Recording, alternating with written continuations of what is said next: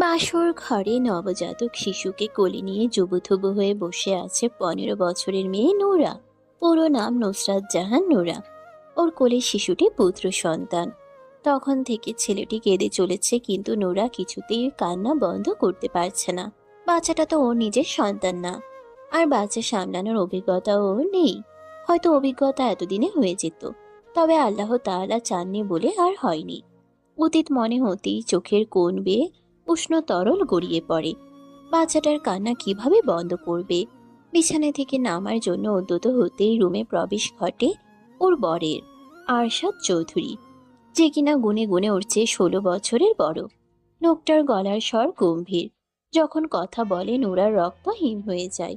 Nora এখন পর্যন্ত লোকটার মুখের দিকে তাকিয়ে দেখেনি, শুধু গলার স্বর শুনেছে।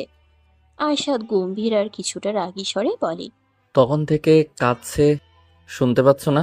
খাওয়াচ্ছ না কেন ওকে? নোরা মিনমিন করে বলে, কি খাওয়ামু? এখানে তো দুধ নাই। তোমাকে এনেছি কি করতে? তোমার প্রাক্তন শ্বশুর শাশুড়ি তোমাকে কিছু বলেনি? মাথা নাড়ায় নোরা। আরশাদ আগের মতো একই সুরে বলে, তুমি ওকে খাওয়াবে, নিজের ব্রেস্ট ফিডিং করা ওকে। নোরা তড়িৎ গতিতে মুখ তুলে তাকায়। আরশাদের গম্ভীর রাগী চোখ মুখ দেখে সাথে সাথে মাথা নত করে নেয়। 30 মিনিটের মধ্যে ওকে ঘুম পাড়াবে। 30 মিনিট পর আমি রুমে আসবো। মাথা নাড়ায় নোরা। আরশাদ রুম থেকে বেরিয়ে যায়। নোরা বাচ্চাটাকে নিয়ে বিছানায় উঠে বসে, আবার বাচ্চাটাকে ফিডিং করাতে শুরু করে। প্রথমে অবশ্য ওর অনেক সুসুরি লাগছিল আর অস্বস্তি বোধও হচ্ছিল। বারবার সরিয়ে নিচ্ছিল বুক থেকে। বাচ্চাটা খেতে পেয়েও আবার না পেয়ে আগের চেয়ে জোরে জোরে কাঁদতে শুরু করেছিল। আরশাদের ভয়ে নিজের সব অস্বস্তি বোধ দূরে ঠেলে খাওয়াতে শুরু করেছে। ঠিক 30 মিনিট পরেই রুমে আসে আরশাদ। বিছানার দিকে তাকিয়ে দেখে ওর ছেলে আব্রাহাম ঘুমিয়ে গেছে, আর নোরা আব্রাহামের পাশে শুয়ে আছে। এই মেয়ে, ঘুমাতে বলেছি তোমাকে আমি। মাত্রই শুয়েছিল নোরা, চোখে ঘুমও ধরা দিয়েছিল। আরশাদের রাগী গম্ভীর স্বর শুনে ভয়ে তাড়াতাড়ি উঠে বসে। বিছানা থেকে নেমে শাড়ি চেঞ্জ করো। কথাগুলো বলে নিজের ড্রেস হাতে ওয়াশরুমে প্রবেশ করে। নোরা বন্ধ হওয়া ওয়াশরুমের দরজার দিকে তাকিয়ে উপরের দিকে মুখ তুলে তাকায়। বিড়বিড় করে বলে, আল্লাহ, কি এমন পাপ করছিলাম আমি? আমার এত কষ্ট তুমি কেন দাও? এক জাহান্নাম থেকে তুইল্লাইন না আবার কই ফালাইলা? 10 লক্ষ টাকার বিনিময়ে 15 বছরের ধর্ষিতা নোরাকে কিনে এনে বিয়ে করেছে আরশাদ চৌধুরী। অবশ্য নোরা শুধু ধর্ষিতা নয়, বিধবাও। যেই ছেলে ধর্ষণ করেছিল, বিচারের সময় গ্রামের মানুষ সেই ছেলের সাথে ওকে বিয়ে দিয়ে দিয়েছিল। এমন ধর্ষিতা মেয়েকে তো অন্য কেউ বিয়ে করতে চাইবে না। তাছাড়া ওর বাবা মাও কেউ বেঁচে নেই, তাই ওর পক্ষ নিয়ে লড়াই করার মতো কেউ নেই। গ্রামের মেম্বার চেয়ারম্যান যা ফয়সালা করে দিয়েছিল নোরার দরিদ্র ভ্যান চালক কাকা তাই মেনে নিয়েছিল। এছাড়া আর উপায় কি? তিনি তো নোরাকে আর কোথাও বিয়ে দিতে পারতেন না। এই সমাজে ভুক্তভোগীরা ন্যায় বিচার পায় না। ভুক্তভোগীদেরকেই কোণঠাসা করে রাখে সমাজ ব্যবস্থা। আর সেই ভুক্তভোগী যদি হয় নিম্নবিত্ত পরিবারের সদস্য, তাহলে তো কথাই নেই। নোরার সাথে অন্যায় হলেও ন্যায় বিচার পাইয়ে দেয়নি কেউ। ভ্যান চালক কাকাও সেরকম কোনো ব্যবস্থা নেয়নি তখন। তার অত টাকা পয়সা নেই মানুষের পিছনে পিছনে দৌড়ে দৌড়ে খরচ করার মতন। নোরার এবার কি করার ছিল? গ্রামের মানুষ যা করেছে সেটাই নিয়তি হিসেবে মেনে নিয়েছিল। বিয়ের 7 মাস পর স্বামী নামক সেই জানোয়ার ধর্ষক মানুষের হাতে গণপিটুনি খেয়ে মারা যায়। তখন নোরা 7 মাসের গর্ভবতী ছিল। স্বামী মারা যাওয়ার 3.5 মাস পর শ্বশুর শাশুড়ি মিলে ওকে 10 লক্ষ টাকার বিনিময়ে বিক্রি করে দিয়েছে আরশাদ চৌধুরীর কাছে। ওর ভাগ্যটা এত ভালো কেন? 14 বছর বয়সে এক পুরুষের লালসার শিকার হয়ে তার বউ হয়ে গিয়েছিল। 15 বছর বয়সে গর্ভবতী অবস্থায় আবার বিধবাও হয়ে গিয়েছিল। ভাগ্যের ফেরে আবারও 15 বছর বয়সে আরেক পুরুষের বউ হয়ে গেল আজ। এখানেও যে ভালো থাকবে না, সুখে থাকবে না, সেটা প্রথমেই বুঝতে পেরেছে। 10 লক্ষ টাকা দিয়ে কিনে এনে ওকে মোটেও রানী বানিয়ে রাখবে না আরশাদ, এটা বুঝতে পেরে গেছে নোরা। দেখা যাক ভাগ্যে এবার কি আছে। আরশাদ ওয়াশরুম থেকে বেরিয়ে এসে দেখে নোরা এখনো আগের মতোই দাঁড়িয়ে আছে। কিছুটা ধমকে সুরে বলে, এখনো দাঁড়িয়ে আছো কেন? 2 মিনিটের মধ্যে কাপড় চোপড় খুলে বিছানায় আসবে।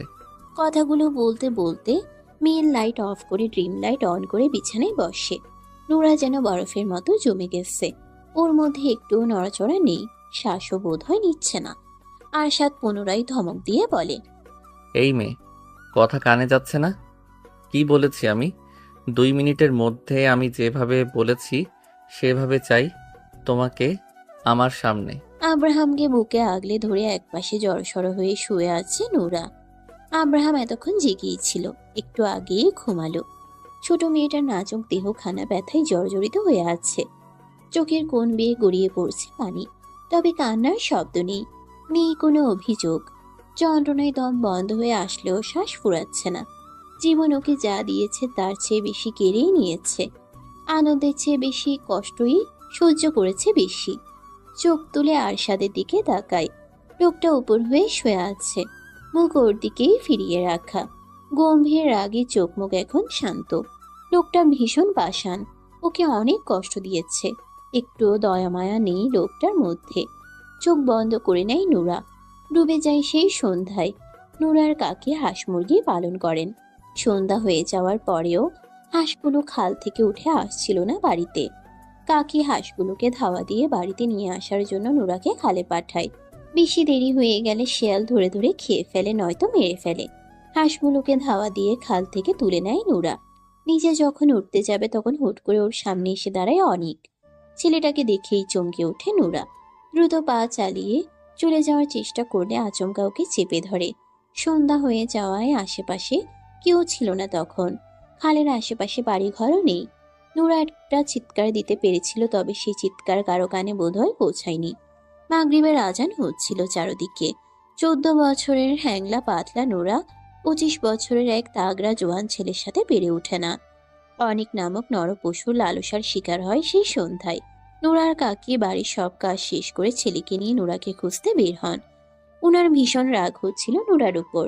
নুরার কাকা তখনও বাড়িতে ফেরেনি। নুরা এমনিতে কোনোদিন সন্ধ্যার পর বাড়ির বাইরে থাকে না। আজকে হাঁসগুলো নিয়ে আসার জন্য গিয়ে কোথায় বসে আছে কে জানে। আশেপাশের প্রতিবেশীর বাড়িতে খোঁজ খবর নিয়ে খুঁজে না পেয়ে খালের পাড়ে এগিয়ে আসেন। গলা ছেড়ে দুই মা ছেলে নুরার নাম ধরে ডাকতে শুরু করে। ডাকাডাকির এক পর্যায়ে টর্চ লাইটের আলোয় খালের আশেপাশে নজর বুলায়। খালের পাড়ে তৈরি হওয়া ছোট ছোট আগাছার ঝোপ ঝাড় নাড়াচাড়া করছে। কৌতূহল নিয়ে দুজন আগায় ঝোপের দিকে। শেয়াল বা কুকুরও হতে পারে, তবুও মনে সাহস জুগিয়ে আগায় দুজন। কাছে এগিয়ে আসতেই তড়িৎ গতিতে উল্টো ঘুরে দাঁড়ায় নুরার 13 বছরের চাচাতো ভাই নূর নবী। নুরার গায়ে কাপড় নেই, ওড়না দিয়ে হাত মুখ বাঁধা, জামা দিয়ে পা বেঁধে রাখা, হাতের সাথে উল্টো করে। উঠে দাঁড়ানোর কোনো উপায় নেই। নুরার কাকি নুরার অবস্থা দেখে শকড হয়ে দাঁড়িয়ে আছেন। নুরার সাথে কি হয়েছে বুঝতে একটুও বাকি নেই। নুরা সামানে ছটফট করছে আর গড়াগড়ি খাচ্ছে। গড়াগড়ি খাওয়ার কারণেই আগাছাগুলো নড়ছিল এতক্ষণ। কাকি দ্রুত নুরার হাত পা খুলে কাপড় পরিয়ে দেন। ব্লিডিং হচ্ছে এখনো, শরীরের জায়গায় জায়গায় কামড়ের দাগ। নুরা কাকিকে জড়িয়ে ধরে হাউমাউ করে কেঁদে উঠে। নূর নবী তখনও উল্টো ফিরে দাঁড়িয়ে আছে। নুরাকে নিয়ে নুরার কাকা কাকি আর গ্রামের কয়েকজন প্রভাবশালী লোক অনেকদের বাড়িতে আসে। বখাটে অনেক তখন বাড়িতেই ছিল। অনেকে অস্বীকার করতে পারেনি কিছুই। নোরাকে খালের দিকে আগাতে দেখেই পিছু নিয়েছিল অনেক। নোরার উপর ওর নজর ছিল অনেক আগে থেকেই। গ্রামের অনেক মেয়েকে উত্ত্যক্ত করত অনেক, এটা গ্রামের অনেক মানুষই জানে। পরের দিন বড় করে সালিশ বসে। সেখানে ফয়সালা হয় নোরাকে 2 লক্ষ টাকা কাবিনে বিয়ে করবে অনেক। দুই পক্ষ মেনে নেয়, এছাড়া আর কোনো উপায় ছিল না। অনেক আয় রোজগার করতো না কিছু। বাপের টাকায় ঘুরে ফিরে বেড়াতো, নেশা পানি খেত, পড়াশোনাও করেনি। অনেকের বাবার একটা ছোটখাটো চায়ের স্টল ছিল, সেখানেও সেরকম আয় হতো না। গ্রামের মানুষের নজরে তখন তারা খারাপ পরিবার। মানুষের কটু কথা হাসাহাসি চলতেই থাকতো রোজ। বিয়ের আগে রেপ হলেও বিয়ের পর হতো ম্যারিটাল রেপ। প্রায় প্রতি রাতে ব্যথায় জর্জরিত করে দিত অনেক। নোরা কাঁদলে গলা চেপে ধরতো, ভয় দেখাতো, গায়ে হাত তুলতো। ছোট মেয়েটা ভয়ে চুপচাপ সব সহ্য করে নিত, কাউকে কিছু বলার সাহস পেত না। 2 মাস পরেই বুঝতে পারে গর্ভের সন্তান চলে এসেছে। অনেক তখনও সে আগের মতোই ছন্ন ছাড়া বাউন্ডুলে বেকার বখাটে। নোরার আলোতে ভরা জীবনে অন্ধকার হয়ে এসেছিল অনেক। সে অন্ধকার ওকে গ্রাস করে নিয়েছিল পুরোপুরি। বিয়ের পরেও অনেক আগের মতোই মেয়েদের উত্ত্যক্ত করত। গ্রামের মানুষ অনেককে গ্রাম থেকে বের করে দিতে চায়। গ্রামের মানুষ বের করে দেওয়ার আগেই অনিকের বাবা মা নুরা আর অনিককে নিয়ে পাড়ি জমায় ঢাকায়। বস্তির মতো একটা এলাকায় বাসা ভাড়ায় উঠে দুটো রুম নিয়ে। অনিকের বাবা ফ্লাক্সে চা নিয়ে ফেরি করে বিক্রি করত। অনিককে জোর করে একটা রিক্সা ম্যানেজ করে দেন অনিকের বাবা অন্য একজনের মাধ্যমে। অনেক একদিন রিক্সা চালালে 3 দিন বসে থাকে। হাতে যে কয়েক টাকা থাকে সেগুলো দিয়ে বিড়ি সিগারেট গাঁজা খেয়ে শেষ করে। আবার 1 দিন 2 দিন চালায়। নুরা অনেককে কিছু বলার সাহস পেত না। নিজের কিছু প্রয়োজন হলেও মুখ ফুটে বলতে পারত না। অনেকের প্রতি ভালোবাসা বলতে ছিল না কিছুই ওর মনের মধ্যে। যা ছিল তা শুধুই ঘৃণা রাগ আর ক্ষোভ। এভাবেই দিন আগাতে থাকে। নুরা তখন 7 মাসের গর্ভবতী। বিকেলে রান্নার প্রস্তুতি নিচ্ছিল। ওদের ঘরের দুয়ারে অনেক মানুষের ভিড় জমে যায়। কান্নার শব্দ ভেসে আসে ওর কানে। রান্নাঘর থেকে বেরিয়ে আসে থাকার ঘরের সামনে। নজরে আসে অনেকের রক্তাক্ত নির্জীব দেহ। নুরা স্থির হয়ে দাঁড়িয়ে তাকিয়ে থাকে অনেকের নির্জীব দেহের দিকে। সেদিন ওর কাকিও এভাবেই স্থির হয়ে দাঁড়িয়ে তাকিয়েছিল ওর দিকে। অনেকের সাথে কি হয়েছিল, ওকে কেন মেরেছে, কে মেরেছে, কখনোই জানতে চায়নি নুরা। অনেকের মৃত্যুতে আয়োজন আহাজারি করে ওর কান্নাও আসেনি। 7 মাস একসাথে থাকলেও মন দেওয়া নেওয়া হয়নি দুজনের। দৈহিক চাহিদায় অনেক ওর কাছে আসতো, প্রয়োজন শেষে আবার দূরে ঠেলে দিত। অনেককে ভালোবাসার মতো কিছুই করেনি অনেক ওর জন্য। অনেক কোনো ভালো স্মৃতি দেয়নি ওকে। সবসময় নিজের ভোগের বস্তুর মতো দেখেছে আর ব্যবহার করেছে। এমন মানুষের প্রতি ভালোবাসা কিভাবে জন্মাবে? অনেকের জন্য কান্না না আসলেও নিজের সন্তানের জন্য কান্না আসছিল। ও এতিম, আর ওর সন্তানও দুনিয়ায় আসার আগেই এতিম হয়ে গেল। এতিমদের এই সমাজে কোনো দাম নেই। এই সমাজে এতিম মানেই বোঝা। আশেপাশের অনেকেই বলাবলি করছিল। এটা কেমন বউ? জামাই মরে গেছে কিন্তু কাঁদে না কেন? কেউ তো আর জানে না ওর ছোট মনের ভেতর কত ক্ষত আর দুঃখ জমে আছে। সেই দুঃখ ভেদ করে অনেকের জন্য কান্না আসতে পারছে না ওর 2 চোখে। অনেককে গ্রামে নিয়ে দাফন করা হয়েছে। অনেকের একটা ছোট বোন আছে, বিয়ে হয়েছে অনেক আগে। তার 2টো সন্তানও আছে। অনেকের আর কোনো ভাই বোন নেই। অনেকের শোক কাটিয়ে ওঠার আগে অনেকের বাবা মা নুরাকে নিয়ে ঢাকায় ফিরে আসে। অনেকের বাবা মায়ের ঢাকায় থাকার আর কোনো দরকার নেই। বখাটে অনেক তো নেই মেয়েদের উত্ত্যক্ত করার জন্য। কয়েকজন কিছু টাকা পাবে তাদের কাছে, সেগুলো পরিশোধ করে গ্রামে ফিরে যাবে আবার। একা রুমে রাতে শুয়ে অনেকের কথা স্মরণ হতো নুরার। আশ্চর্য, যার মৃত্যুতেও ওর কান্না আসেনি, এখন তার অনুপস্থিতিতে তার শূন্যতা অনুভব করছে। অনেক আর আসেনি ওই রুমে। ওকে ঘুম থেকে টেনে তুলে ব্যথায় জর্জরিত করেনি, গলা চেপে ধরেনি, গালাগালি করেনি, গায়ে হাত তোলেনি। ওকে যন্ত্রণা দেওয়ার জন্য আর ফিরে আসেনি। সবাইকে মুক্তি দিয়ে চলে গিয়েছে সারা জীবনের জন্য। অনেকের মৃত্যুর 1.5 মাস পেরিয়ে যায়। নুরা শুনেছিল অনেককে গণপিটুনি দিয়ে মারা হয়েছে। রিক্সা চালাতে গিয়ে কোনো মেয়ের সাথে নাকি ঝামেলা করেছিল। অবশ্য এই ছেলের তো সুন্দরী মেয়ে দেখলে হুঁশ থাকতো না। বেশি কিছু জানার আগ্রহ দেখায়নি নুরা। নামাজ পড়ে অনেকের জন্য দোয়া করত। যতই হোক স্বামী ছিল তো। দুপুরে রান্নার শেষে গোসল করে নামাজ আদায় করে খাবার খায়। বিছানায় শোয়ার পর অনুভব করে পেটের ভেতর বাচ্চা নড়াচড়া করছে না। স্মরণ হয় আজ সকাল থেকে খুব একটা নড়াচড়া করেনি। ডেলিভারির সময়ও প্রায় হয়ে এসেছে। গ্রামে কাকার বাড়িতে চলে যেতে চেয়েছিল, তবে ওর শ্বশুর শাশুড়ি রাজি হননি। ওনারও গ্রামে ফিরে যেতে চাইলেও আর যাননি, হয়তো আর যাবেনও না। বিকেলে শাশুড়িকে জানাই বাচ্চা নড়াচড়া করছে না দুপুর থেকে। সে গুরুত্ব না দিয়ে বলেছিলেন, মধ্যে মধ্যে বাচ্চা চুপচাপ থাকে, সমস্যা নাই, পরে আবার নড়াচড়া করব। কিন্তু ওর বাচ্চা আর নড়াচড়া করেনি। রাতে পেইন শুরু হয়।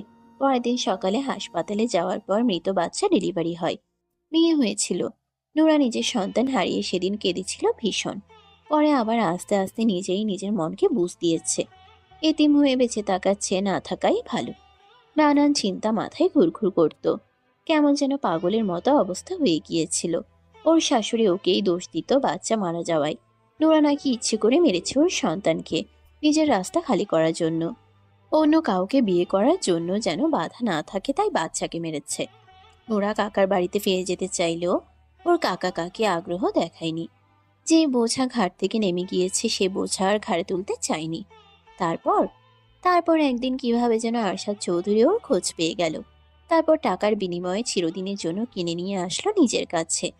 আরশাদ চৌধুরী চাইলেই ধনী পরিবারের মেয়েকে বিয়ে করতে পারত, চাইলে অবিবাহিত সুন্দরী মেয়ে বিয়ে করতে পারত। আরশাদ চৌধুরী ভীষণ চালাক চতুর একজন মানুষ।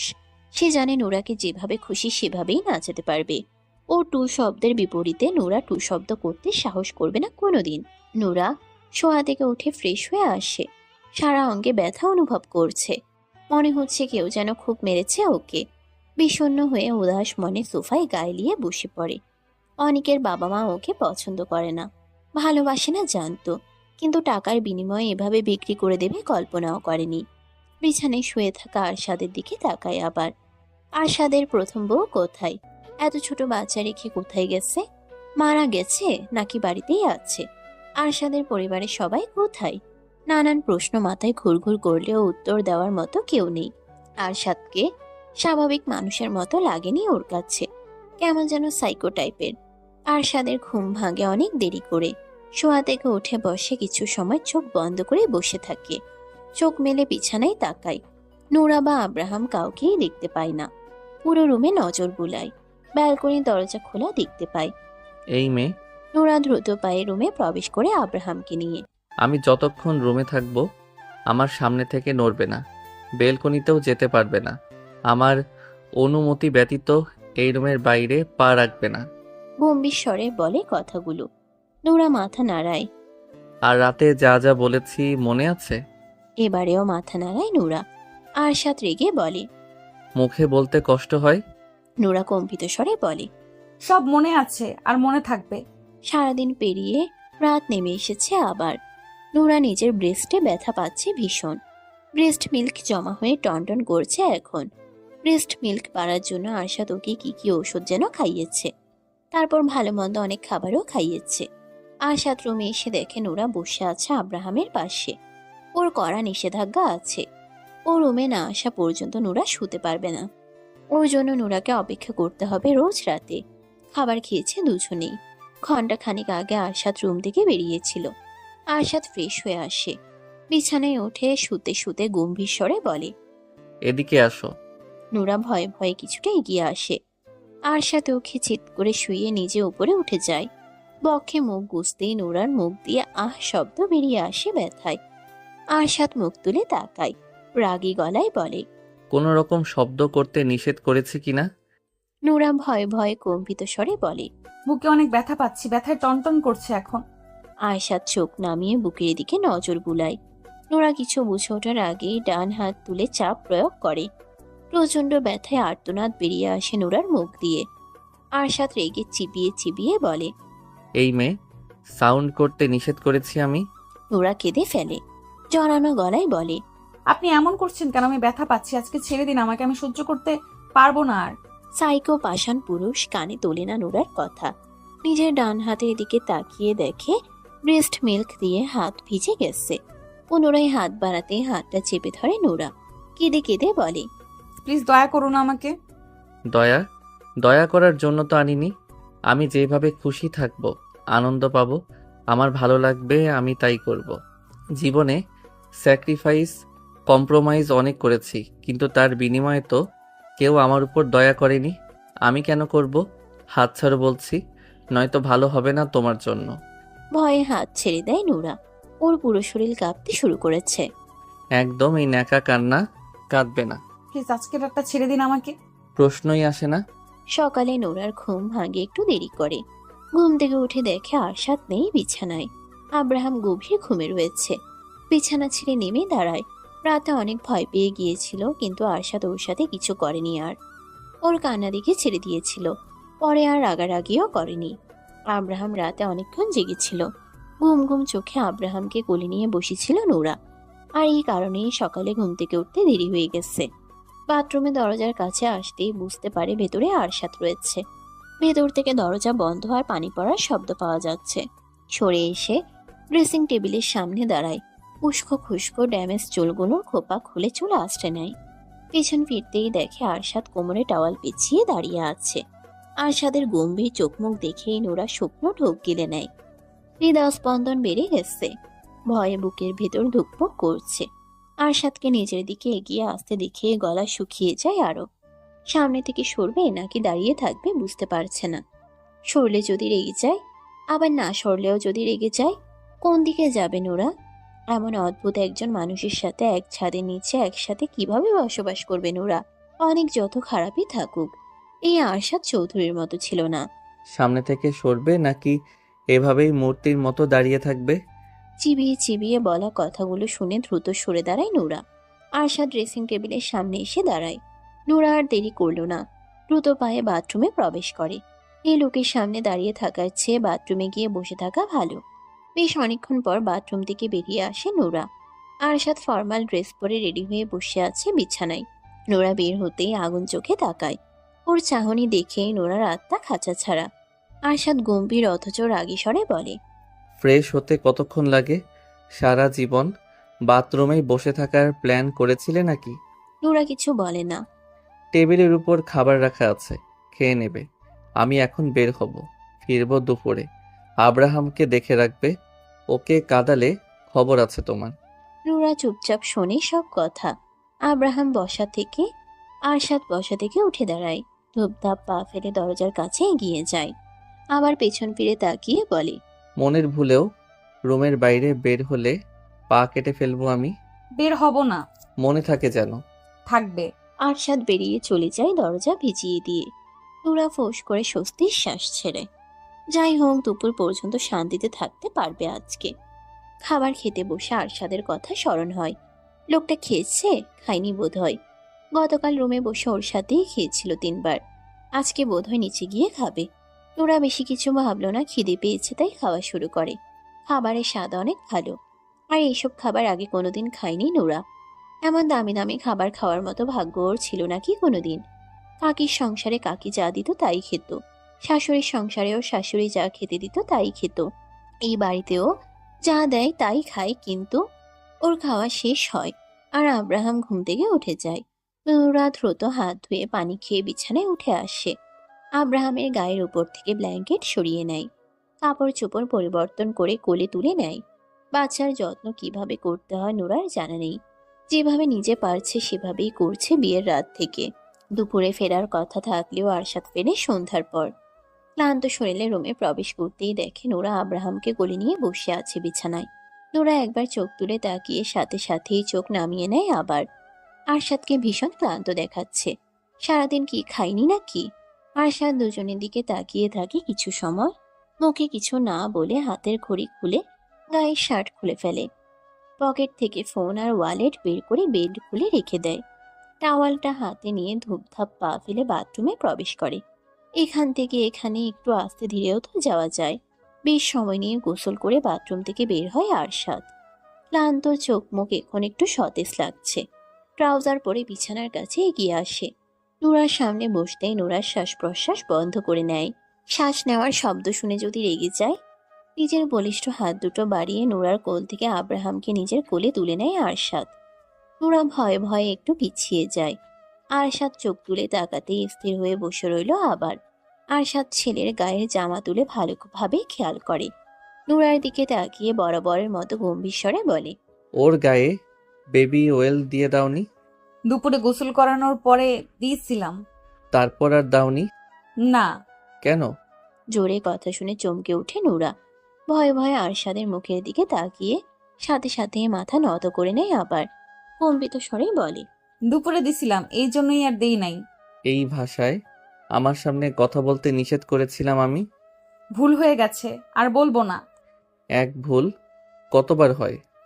আর হবে না। ওয়েল মেসেজ করনি কেন? ত্বক কেমন খসখসে হয়ে গেছে, চোখে দেখনি? কিভাবে বাচ্চার যত্ন নিতে হয় জানো না? না। এর আগে কোনো বাচ্চার যত্ন নাওনি? না। কাউকে নিতেও দেখনি? না। ওর পুরো শরীর ওয়েল ম্যাসাজ করো এখনই। বিছানায় শুয়ে দেয় আব্রাহামকে। নোরা বেবি অয়েলের বোতল নিয়ে আসে। আব্রাহামের গায়ের পোশাক খুলে অয়েল ম্যাসাজ করতে শুরু করে। এটা কিভাবে করছো? কিভাবে করব? কিচ্ছু পারো না দেখছি। নোরা চুপ হয়ে থাকে। আরশাদ দেখিয়ে দেয় কিভাবে কিভাবে অয়েল ম্যাসাজ করতে হবে। ডক্টরের কাছ থেকে বেবিকে অয়েল ম্যাসাজ কিভাবে করতে হবে তা শিখেছিল আরশাদ। তোমার তো কেউ নেই তাই না? নোরা মুখ তুলে তাকায়। পুনরায় অয়েল ম্যাসাজ করতে করতে বলে, কাকা কাকি আর 2 কাকাতো ভাই বোন আছে। তোমার বাবা মায়ের কি হয়েছিল? ঘরে আগুন লেগে মারা গিয়েছিল। তখন তুমি কতটুকু ছিলে? 3-4 বছরের মনে হয়। তুমি বাঁচলে কিভাবে? নোরা মুখ তুলে তাকায় আবার। ও, আমাদের ছনের ঘর আসছিল। উপরের চাল আসছিল টিনের আর বেড়া আসছিল ছনের। ওই দিন আমি দাদের কাছে ছিলাম। আব্বা আম্মা ঘরে ঘুমিয়েছিল। রাতে কেমনে জানি আগুন ধরে যায়, আর আব্বা আম্মা বের হতে পারে নাই। আগুনে পুইরা মুইরা গেছে। আরশাদ আর কোনো প্রশ্ন করে না, চুপচাপ থাকে কিছুক্ষণ, তারপর আবার বলে। তুমি প্রেম করে বিয়ে করেছিলে, তাই না? চমকিত নয়নে তাকায় নুরা। কথা বলছো না কেন? এ কথা আপনারে কে বলছে? আমার সামনে শুদ্ধ ভাষায় কথা বলতে বলেছি। এইসব আঞ্চলিক ভাষায় কথা বলবে না আমার সামনে। প্রেম করে বিয়ে করেছি কে বলেছে আপনাকে? অ্যারেঞ্জ ম্যারেজ ছিল? না। Love marriage? না। অ্যারেঞ্জ ম্যারেজ না, আবার লাভ ম্যারেজও না, তাহলে বিয়ে হয়েছিল কিভাবে? নুরা চুপ হয়ে থাকে। ও মোটেও এসব কথা মুখ দিয়ে বের করতে চায় না। তেলের বোতল রেখে আব্রাহামকে পাতলা গেঞ্জি পরিয়ে দেয়, নরম কাপড়ে আচ্ছাদিত করে কোলে তুলে নেয়। আমি কিছু জিজ্ঞেস করেছি, উত্তর দাও। আপনি পুরনো কথা কেন শুনতে চাইছেন? বলো তুমি। নুরা বুঝতে পারছে না বলে আর উপায় নেই, বলতেই হবে। মাথা নত করে আব্রাহামের মুখের দিকে তাকিয়ে বলতে শুরু করে। সেদিন সন্ধ্যা থেকে পরের দিন বিয়ে হওয়া পর্যন্ত সকল ঘটনা। নুরার কথা শেষ হতে আশার চোখ বন্ধ করে নেয়। লম্বা শ্বাস টেনে নিয়ে ফোঁস করে ছাড়ে। বুকের ভিতর কিছু একটা হচ্ছে। কিছু সময় পর চোখ মেলে তাকায়। নুরা এখনো আব্রাহামের মুখের দিকে তাকিয়ে আছে। ওর চোখ দুটো থেকে টপ টপ করে পানি গড়িয়ে পড়ছে আব্রাহামের গায়ের উপর। আরশাদ পুনরায় গম্ভীর স্বরে বলে। বিয়ের পর থেকে শেষ পর্যন্ত বলো, কোনো কিছু যেন বাদ না পড়ে। নুরা নিচের দিকে দৃষ্টি রেখেই শুরু থেকে শেষ পর্যন্ত খুলে বলে সব। ওর হেঁচকি উঠে গেছে। আরশাদ হাত বাড়িয়ে ছেলেকে কোলে তুলে নেয়, ক্ষুব্ধ স্বরে বলে। ওই দুজন আমাকে মিথ্যে বলেছে তাহলে? নুরা চোখের পানি মুছে মুখ তুলে তাকায়। আরশাদের কথাগুলো বুঝতে পারেনি বোধহয়। কে মিথ্যে বলেছে এটা জিজ্ঞেস করার সাহস হচ্ছে না ওর। আরশাদ আবার বলে। তুমি মিথ্যে বলেছো না তো আমাকে? নুরা দ্রুত দুদিকে মাথা নাড়ায়। আমি কিন্তু মিথ্যে একদম সহ্য করতে পারি না। খোঁজ নিয়ে যদি জানতে পারি তুমি আমাকে মিথ্যে বলেছো, তাহলে তোমার কি অবস্থা করব কল্পনাও করতে পারবে না। আমি মিথ্যে বলিনি আপনাকে। এত কিছু হওয়ার পরেও তুমি কেন তোমার কাকার বাড়িতে ফিরে যাওনি? ফিরে যেতে চেয়েছিলাম, কিন্তু কাকা কাকি নিতে চাইনি। ঘাট থেকে নেমে যাওয়া বোঝার ঘাড়ে তুলতে চাইনি। আমাকে অনেকের বাবা মার সাথেই মানিয়ে নিয়ে থাকতে বলেছিল। যাও, মুখ ধুয়ে আসো। নুরা বিছানা থেকে নেমে বাথরুমে প্রবেশ করে। বাথরুমে প্রবেশ করেই শব্দ করে কেঁদে ওঠে, দ্রুত নিজের মুখ নিজেই চেপে ধরে কান্নার শব্দ বন্ধ করার জন্য। রুমে বসে থাকা আরশাদ নুরার কান্না স্পষ্ট শুনতে পেয়েছে। এতক্ষণ ওর সামনে বসে থাকায় কাঁদতে পারছিল না। বসা থেকে উঠে ছেলেকে কোলে নিয়ে রুম থেকে বেরিয়ে যায়। নুরা বাথরুম থেকে বেরিয়ে হাত মুখ মুছে নেয়। আরশাদ রুমে নেই এখন। বাথরুম থেকে বের হতে কি বেশি দেরি করে ফেলেছে? আরশাদ কি রাগারাগি করবে ওর উপর? মনে মনে ভয় পাচ্ছে নুরা। বিছানার দিকে আগাতেই গলা খাকারি দিয়ে রুমে প্রবেশ করে একজন মেয়েট। কাচের ছোট গোল টেবিলের উপর ট্রে রেখে রুম থেকে বেরিয়ে যায়, খালি জগ দুটো হাতে নিয়ে। আরশাদ রুমে প্রবেশ করে। ওকে দেখে একপাশে জড়সড় হয়ে দাঁড়ায় নুরা। আব্রাহাম ঘুমিয়ে গেছে। বিছানায় শুয়ে দিয়ে ঢেকে দেয় আরশাদ। সোজা হয়ে দাঁড়িয়ে নুরার দিকে তাকাতেই নুরা মাথা নিচু করে নেয়। খিদে পেয়েছে আমার। নুরা চোখ তুলে একবার তাকিয়ে টেবিলের কাছে এগিয়ে আসে। দুটো প্লেট সোজা করে খাবার বেড়ে নেয়। মেয়েট নক করে অনুমতি নিয়ে রুমে প্রবেশ করে। পানির জগ দুটো রেখে চলে যায় সাথে সাথেই। আরশাদ চেয়ার টেনে বসে খাবার খাওয়ার জন্য। কাজের চাপে দুপুরে খাওয়ার সময় পায়নি, আর ওর খেতেও ইচ্ছে হয়নি। খেতে বসছো না কেন? দ্রুত চেয়ারে বসে পড়ে নুরা। প্লেটের দিকে দৃষ্টি রেখে খাওয়া শুরু করে। খাওয়ার ফাঁকে ফাঁকে আরশাদের কিছু লাগবে কিনা জিজ্ঞেস করে তুলে দেয় প্লেটে। খাওয়া শেষে আরশাদ রুম থেকে বেরিয়ে যায়। নুরা প্লেট বাটিগুলো গুছিয়ে রেখে বিছানায় এসে বসে। এখন ওর শুয়ে ঘুমোতে ইচ্ছে করছে। দুর্বল শরীর থাকায় অলসতা ভর করেছে খাওয়ার সাথে সাথেই। 10টার পর রুমে ফিরে আসে আরশাদ। বিছানার দিকে তাকিয়ে দেখে নুরা ঘুমে দুলছে রীতিমতো। চোখ দুটো অনেক কষ্টে মেলে রেখেছে। দরজা লাগিয়ে ফ্রেশ হয়ে এসে পানি খায়। রুমের মেইন লাইট অফ করে ড্রিম লাইট অন করে, তারপর বিছানায় উঠে বসে। আরশাদকে রুমে ফিরে আসতে দেখে নুরার ঘুমটুম সব পালিয়ে গেছে। আমার দিকে ঘুরে বসো। আরশাদের রাশভারী গম্ভীর স্বর শুনে নুরার ভিতর পর্যন্ত কেঁপে ওঠে। এতটা গম্ভীর হয়ে কেউ কিভাবে কথা বলতে পারে? নুরা ঘুরে বসে। আরশাদ আব্রাহামের দিকে দেখিয়ে বলে, ওর নাম কি? আব্রাহাম চৌধুরী। ওর বাবার নাম? নুরা মুখ তুলে তাকায়। এমন অদ্ভুত প্রশ্নগুলো কেন করছে ওকে? ওর বাবার নাম কি? আরশাদ চৌধুরী। ওর মায়ের নাম? নোরা এবার আর কিছু বলতে পারে না। আব্রাহামের মায়ের নাম তো ওর জানা নেই। ও তো শুধু আব্রাহাম আর আরশাদের নাম শুনেছিল, তাছাড়া আর কারো নাম জানে না এই বাড়ির। আরশাদের বাবার নামটাও ভুলে গেছে। কিছু জিজ্ঞেস করেছি আমি? নোরা চুপ হয়ে থাকে। আরশাদের মেজাজ আরো গরম হতে শুরু করে। চিবিয়ে চিবিয়ে বলে, আব্রাহাম কি হয় তোমার? নোরা ভয় পেলেও চুপ হয়ে আছে। কি বলবে মাথায় আসছে না কিছু। ভয়ে বোধ বুদ্ধি লোপ পেয়েছে। আমি কে হই তোমার? স্বামী। তাহলে আমার ছেলে কি হবে তোমার? ছেলে। ও কার পেট থেকে হয়েছে? নোরা আবার চুপ হয়ে থাকে। আরশাদ মেজাজ হারিয়ে নোরার চোয়াল চেপে ধরে মুখের দিকে তুলে বলে, আব্রাহাম আমার আর তোমার ছেলে। ওর বাবা আমি, আর মা তুমি। ও তোমার পেট থেকে হয়েছে? কার পেট থেকে হয়েছে? নোরা ভয়ে ভয়ে কম্পিত স্বরে বলে, আমার। ওর মা কে? আমি। ওর বাবা মা কে? আমি আর আপনি। হ্যাঁ, সারা জীবন মনে থাকে যেন এই কথাগুলো। আমরা আসল সত্যি জানলেও পুরো দুনিয়া জানবে ও তোমার পেট থেকে হয়েছে। ওর আসল বাবা মা আমরা, বুঝতে পেরেছো? হ্যাঁ। আরশাদ নোরার চোয়াল ছেড়ে দেয়। এক টানে শুয়ে দেয় বিছানায়। মুহূর্তেই নিজে উঠে যায় নোরার উপরে।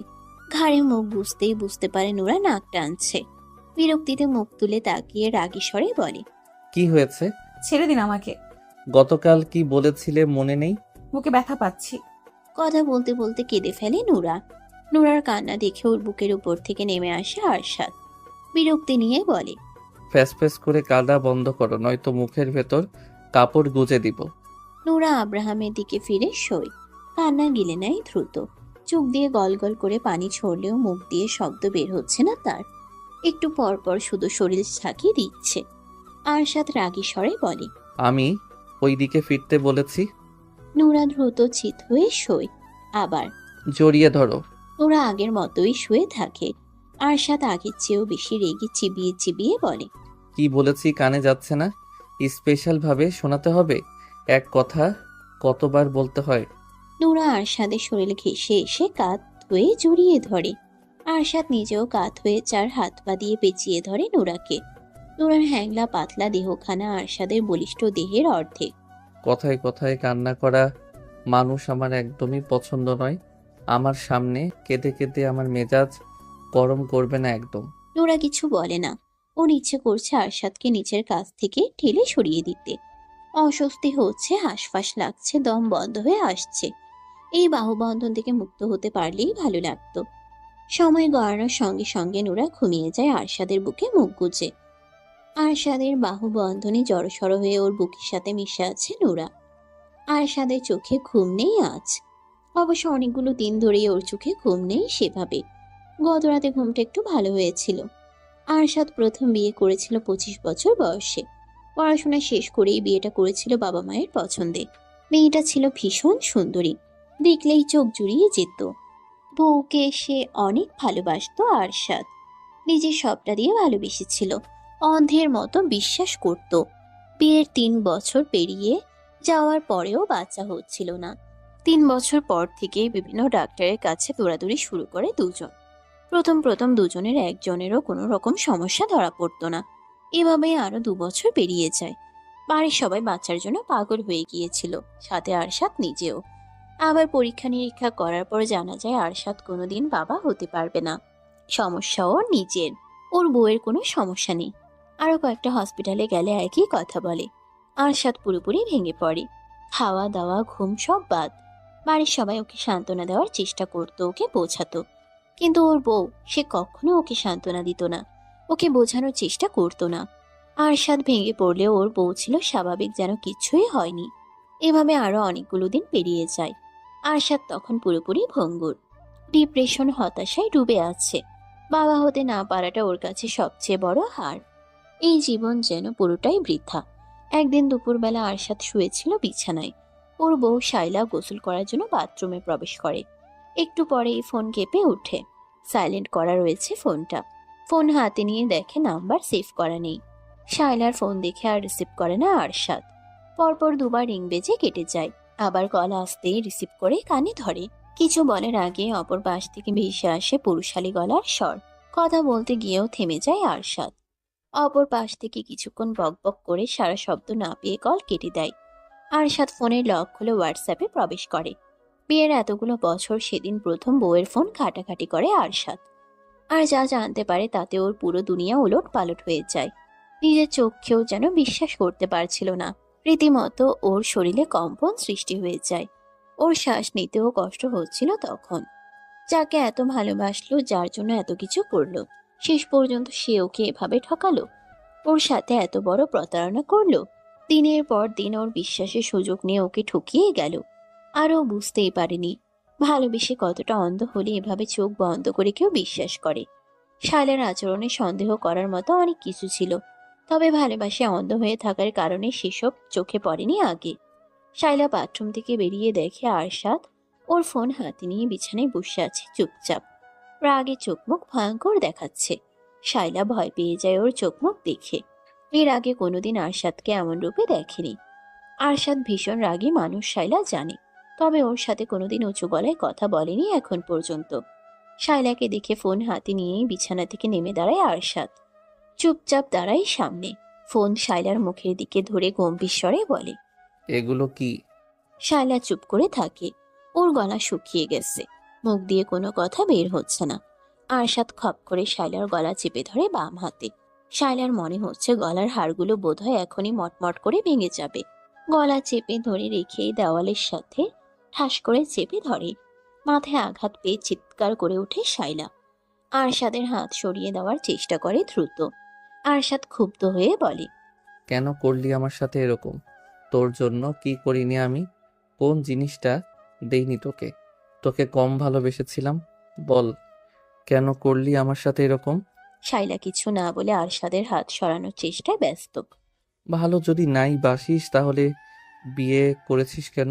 বল, কেন বিয়ে করেছিস? কেন অভিনয় করলি আমার সাথে? বিয়ের আগে যখন বারবার জিজ্ঞেস করলাম তখন মিথ্যে কেন বলেছিলি? মুখ খোল, নয়তো তোকে জানে মেরে ফেলবো আজ। আরশাদের চিৎকারে বাড়ির সবাই উপস্থিত হয়ে গেছে ওর রুমে। যেভাবে শায়লার গলা চেপে ধরে আছে, এভাবে আরেকটু সময় থাকলে শায়লা মারা যাবে। যাকে পাগলের মতো ভালোবাসে তাকে এভাবে মারার কারণ কেউ বুঝতে পারছে না। সন্ধ্যার পরপর বাড়িতে প্রবেশ করে আরশাদ। দুপুরের আগে হিতাহিত জ্ঞান হারিয়ে শায়লাকে মেরে ধরে ফেলে রেখে বাড়ি থেকে বেরিয়ে গিয়েছিল নিজের আগের সব রিপোর্টগুলো নিয়ে। শায়লাকে কেন মেরেছে, শায়লা কি করেছে, কাউকে কিছু বলেনি। কারো কোনো প্রশ্নের উত্তরও দেয়নি। ওর এমন খ্যাপা রাগ দেখে কেউ বেশি কিছু জিজ্ঞেস করার সাহসও করেনি। হসপিটালে গিয়ে আগে ডক্টর দেখিয়েছে। নতুন রিপোর্ট দেখে ডক্টর জানিয়েছেন আরশাদের কোনো সমস্যা নেই, ও বাবা হতে পারবে। আগের সব রিপোর্ট ফেক। হসপিটাল থেকে বেরিয়ে গিয়েছিল থানায়।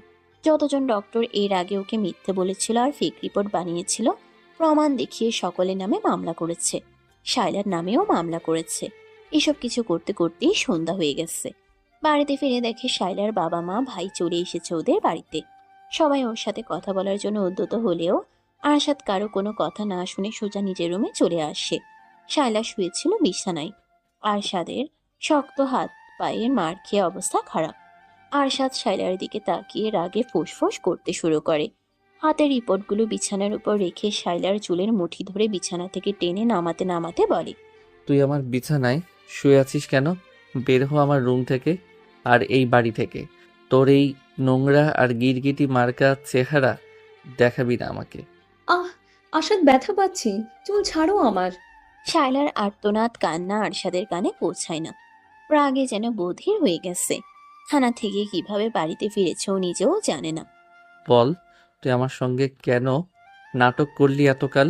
শায়লা ওর প্রশ্নের উত্তর দিচ্ছে না দেখে আবার গলা চেপে ধরে শক্ত করে। দম বন্ধ বন্ধ হয়ে যাবে তখন ছেড়ে দেয়। শায়লা দেওয়ালের সাথে ঘেঁষে বসে পড়ে, গলা ধরে। আরশাদ শায়লার সামনে বসে দুই পায়ের উপর ভর করে।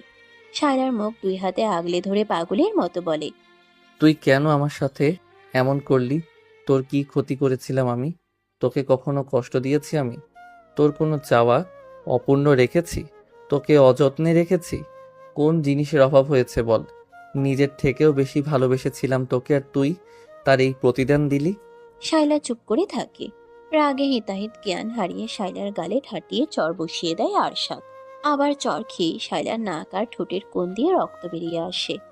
শাইলার চুলের মুঠি ধরে আরো কয়েকটা চর লাগায় ঠাস ঠাস করে। গলা চেপে ধরে আবার। দেওয়ালের সাথে আবারও বাড়ি লাগে মাথায়। যার গায়ে ফুলের টোকাও লাগতে দেয়নি কখনো, আজ দুপুর থেকে নিজ হাতে তার গায়েই মারছে, লাগতে দিচ্ছে। আরশাদ যেন নিজের নিয়ন্ত্রণ হারিয়ে ফেলেছে। প্রাণপ্রিয় স্ত্রীর কাছ থেকে এত বড় আঘাত পেয়ে কিছুতেই নিজেকে সামলাতে পারছে না।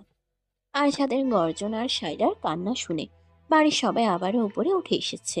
আরশাদের ছোট ভাই এরশাদ এগিয়ে এসে আরশাদকে সরানোর চেষ্টা করে। আরশাদ ওকে এক ঝটকায় ফেলে দেয় নিচে। বাড়ির সবাই এগিয়ে এসে আরশাদকে টেনে সরিয়ে নেয়। আরশাদ সকলের কাছ থেকে নিজেকে ছাড়ানোর জন্য ধস্তাধস্তি করতে করতে গর্জন করে বলে, ছাড়ো আমাকে, ওকে আজকে আমি খুন করে ফেলবো। আরশাদের বাবা ছেলেকে শান্ত করার চেষ্টা করে বলেন, কি হয়েছে? তুমি এমন করছো কেন? শায়লা কি করেছে? এই মহিলা এতগুলো দিন ধরে আমাকে ঠকাচ্ছে। ওর উপরে এক আর ভেতরে আরেক। ও অন্য এক ছেলেকে ভালোবাসে বিয়ের আগে থেকেই। এখনো সেই ছেলের সাথে পরকীয়া কন্টিনিউ রেখেছে। আমার কোনো সমস্যা নেই। এই নষ্ট মহিলা ডাক্তারদের আগেই টাকা খাইয়ে রাখতো, সেজন্য ডাক্তাররা ফেক রিপোর্ট বানাতো আর মিথ্যে বলতো। এই জন্যই ও সবসময় ওর পরিচিত ডাক্তারদের কাছে যেতে চাইতো। পাগলের মতো কি বলছে এসব? আমি পাগলই হয়ে গেছি এখন। ওকে খুন করব আমি, তবেই শান্তি পাবো। কোনো কিছু ভুল বোঝাবুঝি হয়েছে, মাথা ঠান্ডা করো আগে। আরশাদ সকলের কাছ থেকে নিজেকে ছাড়িয়ে নেয়। পকেট থেকে শাইলার ফোন বের করে একের পর এক পিক বের করে সকলকে দেখাতে শুরু করে। চ্যাট বক্সে থাকা সুশীল অশ্লীল চ্যাট বের করে দেখায় সকলকে। ভয়েস রেকর্ডগুলো শোনায়। ঘৃণায় সকলের চোখ মুখ পরিবর্তন হয়ে গেছে। শাইলার বাবা মা ভাই মাথা নিচু করে নিয়েছে। আরশাদ রাগে ফেটে পড়ছে। রাগের কারণে থরথর করে কাঁপছে ওর পুরো শরীর। পুনরায় শাইলার সামনে বসে বলে, কথা বলছিস না কেন? বল, কেন আমার সাথে এত বড় নাটক করলি? কেন আমার বিশ্বাস নিয়ে খেললি? আমাকে কেন ঠকালি? মুখ খোল, নয়তো তোর জিহ্বা টেনে ছিঁড়ে ফেলবো আমি। শাইলা কান্না করতে করতে নিচের দিকে তাকিয়ে বলতে শুরু করে, আমি বিয়ের আগে থেকে নিশানকে ভালোবাসি। আমাদের বিয়ের 1 মাস আগে ওর সাথে ব্রেকআপ হয়ে যায়। তাই জেদের বশে আমিও বিয়ে তো অমত করিনি। সবকিছু ঠিকঠাকই চলছিল। আমাদের বিয়ের 2 বছর পর নিশানের সাথে যোগাযোগ হয় আবার।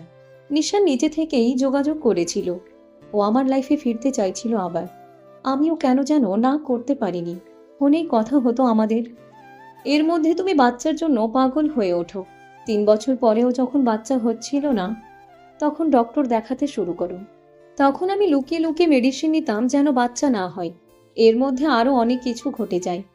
নিশান আমাকে হসপিটাল আর ডক্টরের নাম বলে দিত আগেই। আমিও তোমাকে নিয়ে তাদের কাছেই যেতাম। আরশাদ শাইলার চোয়াল শক্ত করে চেপে ধরে চিবিয়ে চিবিয়ে বলে, এতই যখন ভালোবাসিস তাহলে যাসনি কেন? কেন এত নাটক করলি? তোকে তো সব রকম ফ্রিডম দেওয়া হয়েছিল, চাইলেই চলে যেতে পারতি। যাসনি কেন? শাইলা চুপ করে থাকে। আরশাদ আবার বলে, আমার টাকায় খাবি, পরবি আর অন্যের সঙ্গে রঙ্গলীলা করবি, তাই না? তুই কি ভেবেছিস তোর চালাকি আমি ধরতে পারবো না? আমি বুঝতে পেরে গেছি তুই কেন আমাকে ছেড়ে এখনো যাসনি। ওই বাড়িটার জন্য, তাই না? বাড়িটা তোর নামে লিখে দিলেই তুই আমাকে ছেড়ে চলে যেতি। কি আমি ঠিক বলছি না? শাইলা এবারেও চুপ করে থাকে। বিয়ের 1 বছর পরেই আরশাদ নিজেদের জন্য আলাদা একটা বাড়ি তৈরি করার সিদ্ধান্ত নেয়। বাড়িটা যেখানে হবে সেই জমি শহর থেকে একটু দূরে। বাড়ির কাজ শুরু করার পর আরশাদ সিদ্ধান্ত নেয় বাড়িটা শাইলাকে গিফট করবে। একদিন কথায় কথায় শাইলাকে বলে ফেলেছিল নিজের সিদ্ধান্ত। বাড়ির আনুমানিক খরচ কত হবে জিজ্ঞেস করায় আরশাদ জানিয়েছিল বাজেট 10 কোটি টাকা, এর কম বেশিও হতে পারে। শায়লা হিসেব করে দেখেছিল বাড়ির জমি সহ পুরো বাড়ির দাম প্রায় 20 কোটি টাকা। আর এই বাড়ির লোভী শায়লা এতগুলো দিন ধরে আরশাদের সাথেই আছে। বাড়িটা ওর নামে লিখে দিলেই আরশাদের কপালে লাথি দিয়ে চলে যাবে নিশানের কাছে। বাড়ির কাজ কমপ্লিট হয়। পুরো বাড়ি ফার্নিচার দিয়ে সাজানো হয় আরশাদের পছন্দসই। 1 মাস পর শায়লার জন্মদিন। সেদিনই বাড়িটা শায়লার নামে লিখে দিতে চেয়েছিল আরশাদ, কিন্তু তার আগে আজকে সবকিছু জানতে পেরে গেছে। ভাগ্যিস আগেই জানতে পারলো। নয়তো আরশাদের এত বছরের পরিশ্রম হাতিয়ে নিয়ে আরেকজনের হাত ধরে চলে যেত সুখী সংসার করার জন্য। আরশাদ গত 5 বছরে আলাদাভাবে যতটুকু আয় করেছিল সবটা খরচ করেছে বাড়ি করার পেছনে। বাবার বিজনেসের টাকা নিজের বাড়ির পেছনে খরচ করেনি। আরশাদ 6 বছরে বাবার বিজনেস অনেক দূর এগিয়ে নিয়ে এসেছে। দেশ পেরিয়ে বিদেশেও ছড়িয়ে পড়েছে ওদের বিজনেস। বাবার বিজনেস বাদেও নিজে আলাদাভাবে শেয়ারে বিজনেস চালু করেছে স্পেনে। পড়াশোনার জন্য সেখানে ছিল এবং বিজনেস পার্টনারদের সঙ্গে পরিচয় হয়েছিল। আরশাদ সময় নষ্ট করে না, সকলের সামনে গর্জন তুলে বলে, আজকে এই মুহূর্তে তোকে আমি তালাক দিচ্ছি। 1 তালাক, 2 তালাক, 3 তালাক। আজকে থেকে তোর সাথে আমার কোনো সম্পর্ক নেই। এতগুলো বছরে আমার অনেক টাকা পাচার করেছিস নিজের পরকীয়ার প্রেমিকের কাছে। তুই এই বাড়ি থেকে একটা সুতোও নিতে পারবি না। এক্ষুনি বের হবি এই বাড়ি থেকে। আমার পেছনে আরও ষড়যন্ত্র করার চেষ্টা করবি তো তোদের দুটোকেই ধরে জেলে ভরে দেব। আমার কত টাকা লুটেছিস দুজন, সব প্রমাণ আছে আমার কাছে। বের হ বাড়ি থেকে। এই আপনাদের মেয়েকে নিয়ে বের হন বাড়ি থেকে। অফিসিয়ালি ডিভোর্সের দিন কোর্টে দেখা হবে। যান এখন এখান থেকে। এই নষ্ট মহিলা, বের হ আমার রুম থেকে।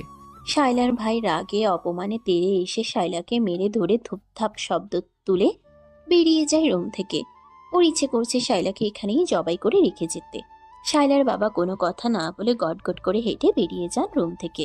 শায়লার মা বেরিয়ে যেতে নিলেই আরশাদ রেগে ওনার দিকে তাকিয়ে বলে, কি বলেছি শুনতে পাননি?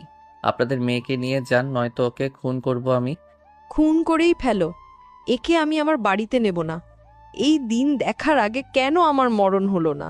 আরশাদ শায়লার হাত ধরে টেনে নিয়ে রুম থেকে বের হয়। ওর বড় বড় কদমের সাথে পেরে উঠছে না শায়লা। আরশাদ এক প্রকার ওকে টেনে হিঁচড়ে নিচে নামাচ্ছে। বাড়ি থেকে বেরিয়ে রাস্তায় ছুঁড়ে ফেলে এক প্রকার। একদলা থুতু ছুঁড়ে দিয়ে মুখের উপর গেট লাগিয়ে দেয়। উল্টো ঘুরে সোজা নিজের রুমে চলে আসে। দরজা লাগিয়ে স্থির হয়ে দাঁড়ায়। বুকের ভিতর যন্ত্রণায় ফেটে যাচ্ছে, শ্বাস বন্ধ হয়ে আসছে। কাকে এত ভালোবাসলো এতকাল? কাকে নিয়ে রোজ স্বপ্ন দেখতো? কাকে ভালো রাখার জন্য দিনরাত পরিশ্রম করত? কার জন্য এত কিছু করেছে? একজন বিশ্বাসঘাতক স্বার্থপর লোভী নষ্ট মহিলার জন্য এত কিছু করলো এতকাল।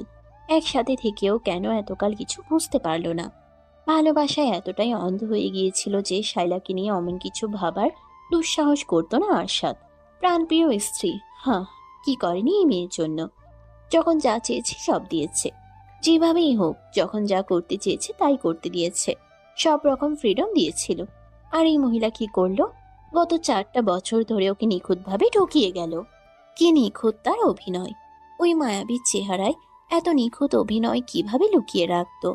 আসলেই কি ওই চেহারা মায়াবী ছিল? কই, ওই চেহারা তো ওর কাছে দুপুর থেকে একটুও মায়াবী লাগেনি, বরং লেগেছে ভয়ঙ্কর রকমের হিংস্র। বেশি ভালোবাসতো যে, তাই মায়াবী লাগতো আগে। এই শায়লাকে ভালোবাসেনি আরশাদ, ও ভালোবেসেছিল সেই শায়লাকে, যে কিনা ওর হাত ধরে ওর চোখে চোখ রেখে বলেছিল, আমি সারা জীবন তোমার সাথেই থাকবো, কোনোদিনও তোমার হাত ছাড়বো না। তুমি আমার জীবনের প্রথম এবং শেষ পুরুষ। হাঁটু মুড়ে বসে পড়ে আরশাদ।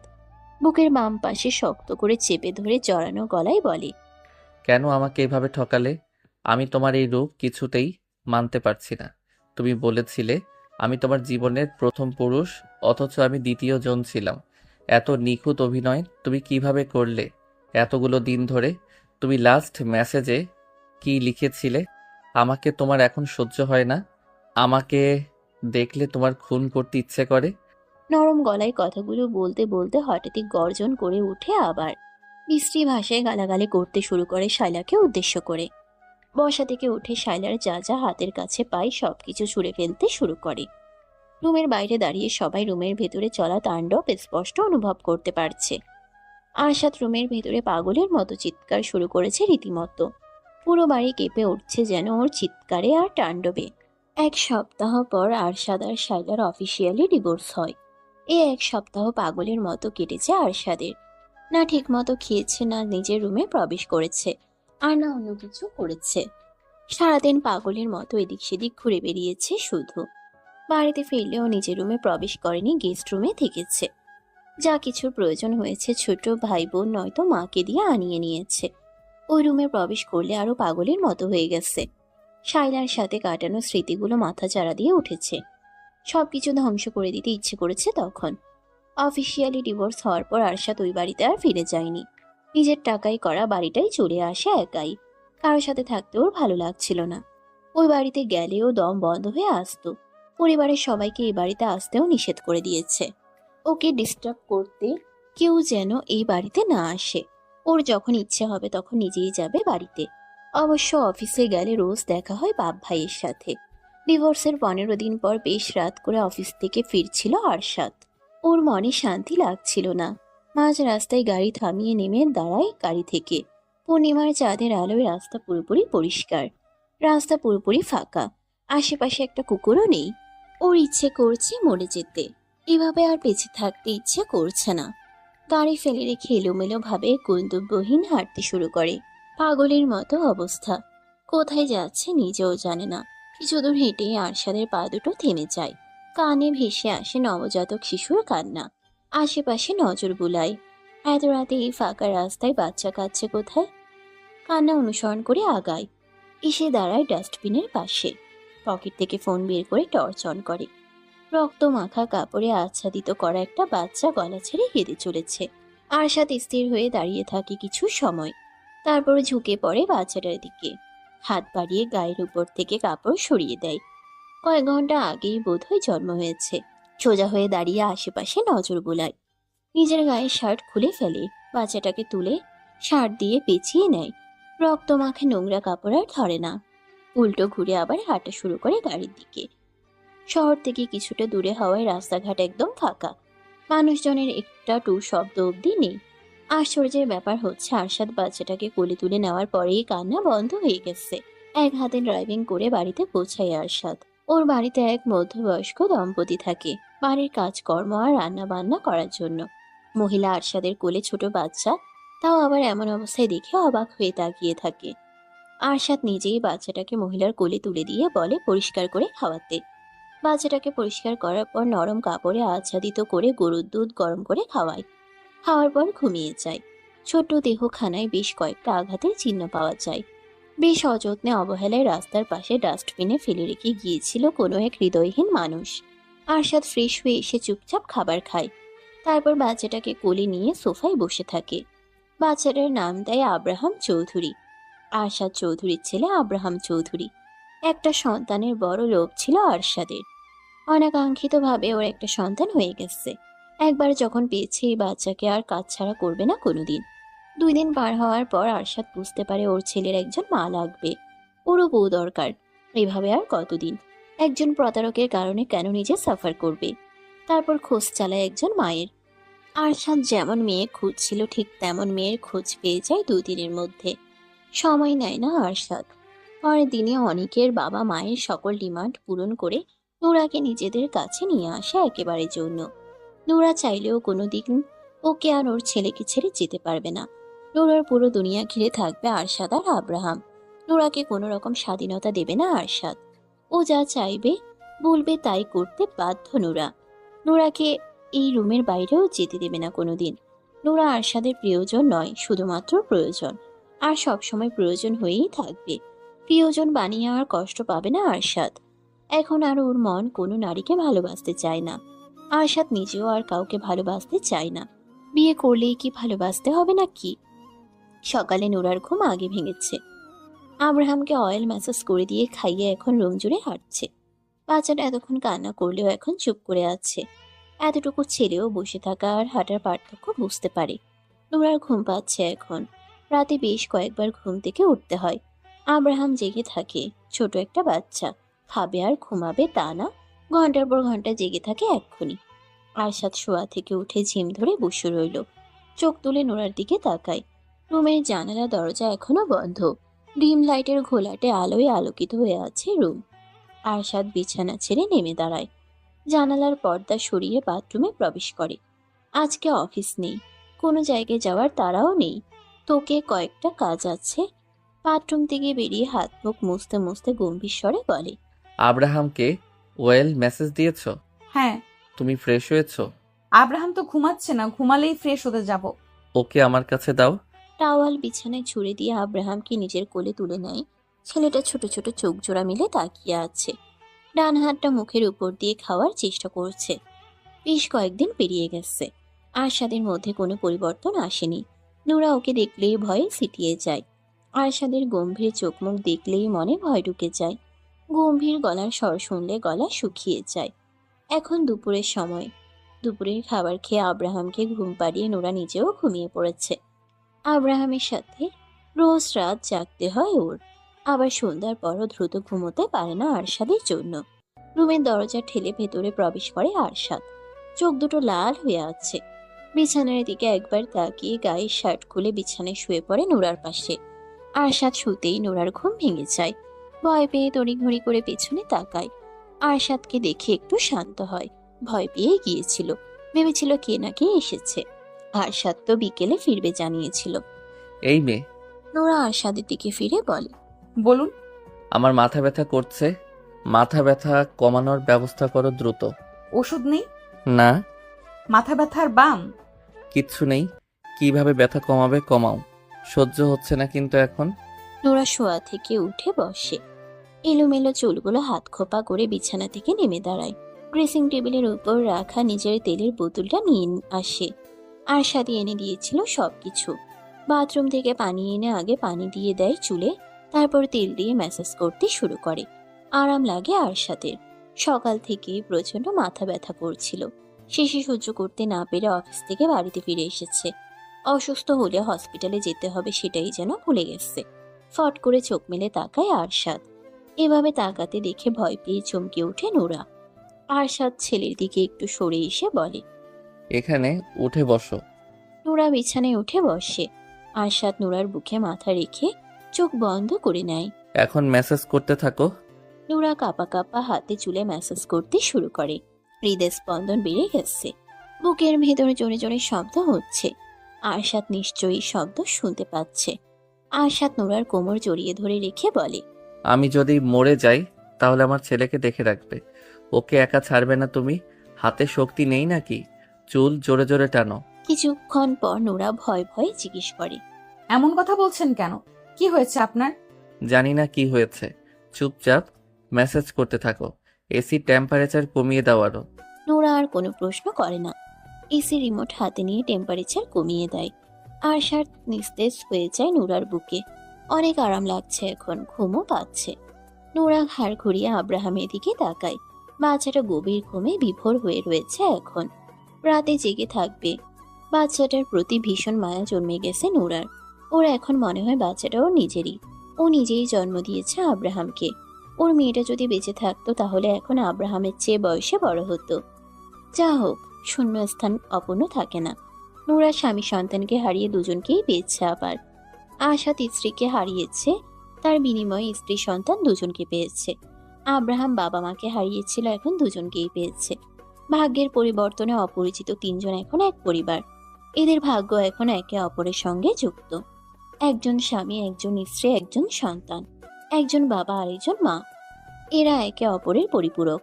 প্রায় ঘন্টা পেরিয়ে গেছে। আরশাদ এখনো নোরার বুকে মুখ গুজে শুয়ে আছে উপর হয়ে। নোরা যত্ন নিয়ে চুলে হাত বুলিয়ে দিচ্ছে। আরশাদের ভারী শ্বাস ফেলার শব্দ পাওয়া যাচ্ছে। আরশাদ ঘুমিয়ে গেছে নোরা বুঝতে পারছে। আরশাদের শরীর গরম ছিল, এখন ঠান্ডা হয়ে গেছে। মাথার তালু অনেক গরম হয়েছিল। রীতিমতো ভাপ উঠছিল মাথা দিয়ে। হাত থামিয়ে দেয় নোরা। ব্যথা হয়ে গেছে একটানা হাত বুলাতে বুলাতে। আব্রাহাম নড়ে চড়ে কেঁদে উঠে। পি করে দিয়েছে বোধ হয়। নোরা আরশাদের শরীরে আস্তে আস্তে ধাক্কা দিয়ে মৃদু স্বরে বলে, শুনছেন? ছাড়ুন আমাকে, আব্রাহাম কাঁদছে। নোরার ডাকে ঘুম না ভাঙলেও ছেলের কান্নায় ঘুম ভেঙে যায় আরশাদের। চোখ বন্ধ রেখে ঘুম জড়ানো গলায় ধমক দিয়ে বলে, নোরা, কোথায় তুমি? আব্রাহাম কাঁদছে, শুনছো না? আমি তো এখানেই, উঠুন আমার উপর থেকে। অতি নিকটে নোরার স্বর শুনতে পেয়ে মুখ তুলে তাকায়। নোরা মুখ কাচুমাচু করে তাকিয়ে আছে। আরশাদ হাতে ভর করে একটু উঁচু হয়। নোরা দ্রুত ওর নিচ থেকে বেরিয়ে যায়। আরশাদ আবার উপর হয়ে শুয়ে পড়ে। নোরা আব্রাহামকে কোলে তুলে নেয় শুকনো কাপড়ে বিছিয়ে। বসে থেকেই খেতে দেয়। খেতে পেয়ে আব্রাহামের কান্না বন্ধ হয়ে যায়। এক হাতে ছেলেকে ধরে রেখে অন্য হাত দিয়ে ভেজা কাঁথা সরিয়ে শুকনো কাঁথা বিছিয়ে নেয়। আব্রাহামকে শুইয়ে দিয়ে নোরা নিজেও শুয়ে পড়ে মাঝখানে।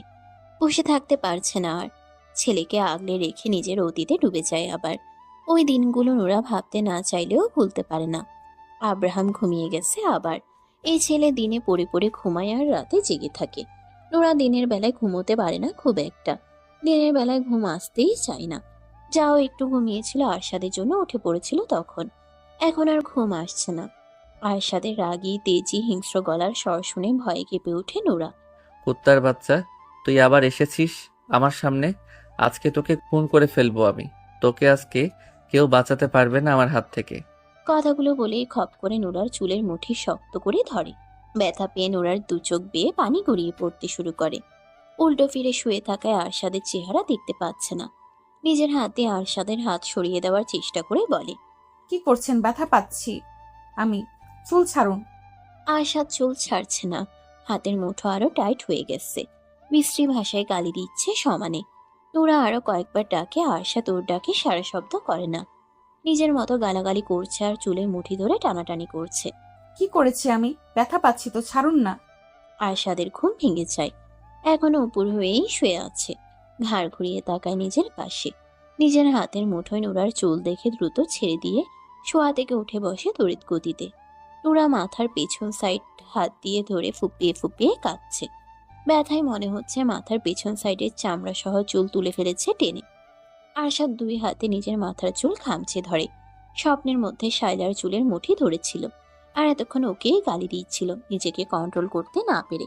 কিন্তু বাস্তবে যে নোরার চুলের মুঠি চেপে ধরেছে তা তো ওর কল্পনায়ও ছিল না। এক শয়তানকে মারতে গিয়ে শুধু শুধু মেয়েটাকে কষ্ট দিল। নোরার দিকে এগিয়ে নোরাকে টেনে নিজের দিকে ফেরায়। নোরার ফর্সা চেহারা লাল হয়ে গেছে। চোখ দুটো বেয়ে ঝরঝর করে পানি গড়িয়ে পড়ছে। আরশাদের নিজের উপরে নিজেরই রাগ হচ্ছে এখন। নোরার চোখের পানি মুছিয়ে দিতে দিতে অপরাধীর ন্যায় গম্ভীর স্বরে বলে, আমি ইচ্ছে করে তোমাকে ব্যথা দেইনি। ঘুমের মধ্যে স্বপ্ন দেখে এমন করে ফেলেছি। প্রথমেই ডাকুনি কেন আমাকে? নোরা কাঁদতে কাঁদতে বলে। ডেকেছিলাম, আপনি শোনেননি।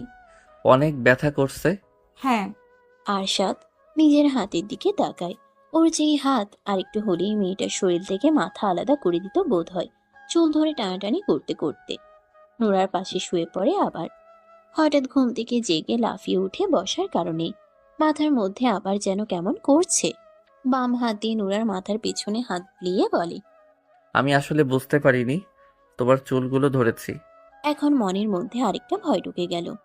আজকে দিনে দুপুরে ঘুমের ঘোরে যেভাবে চুল ধরেছিল, কবে যেন ঘুমের ঘোরে গলা চেপে ধরে মেরে ফেলে। ঘুমের ঘোরে আব্রাহামকে যদি কিছু করে, নানান ভয় মাথায় কিলবিল করতে শুরু করে। নানান বিষয়ে চিন্তা করতে করতে কান্না বন্ধ হয়ে গেছে আপনা আপনি। এখনো ব্যথা করছে? নোরা চোখের পানি মুছে বলে। না, ঠিক আছি। আরশাদ নোরাকে টেনে এনে বুকে চেপে ধরে বলে, এরপর থেকে এমন কিছু হলে দ্রুত আমাকে জাগিয়ে দেবে। আচ্ছা। ছোট মেয়েটা আরশাদের বুকের সাথে মিশে গেছে একদম। আরশাদ যখন নোরাকে জড়িয়ে ধরে তখন পিছন থেকে কেউ দেখলে বুঝতেই পারবে না আরশাদের সামনে কোনো মানুষ আছে। আব্রাহাম আবার কেঁদে উঠে। আরশাদ নোরাকে ছেড়ে দিয়ে বলে, ওকে মাঝখানে আনো। নোরা উঠে বসে আব্রাহামকে আরশাদের কাছে শুয়ে দিয়ে নিজেও শোয়। খেতে দিতেই কান্না বন্ধ হয়ে যায় আব্রাহামের। আরশাদ ছেলের ছোট্ট হাতটা মুঠো করে ধরে চুমু খায়। পালিশ ছেড়ে নিচের দিকে নেমে ছেলের মাথায় চুমু খায়। মুখ তুলে নোরার মুখের দিকে তাকাতেই নোরা চোখ সরিয়ে নেয়। অল্প খেয়েই ছেড়ে দেয় আব্রাহাম। এখন বেশি খিদে লাগেনি। আরশাদ ছেলেকে নিজের দিকে ফেরায়। বুকে আগলে ধরে কথা বলতে শুরু করে ছোট্ট ছেলের সাথে।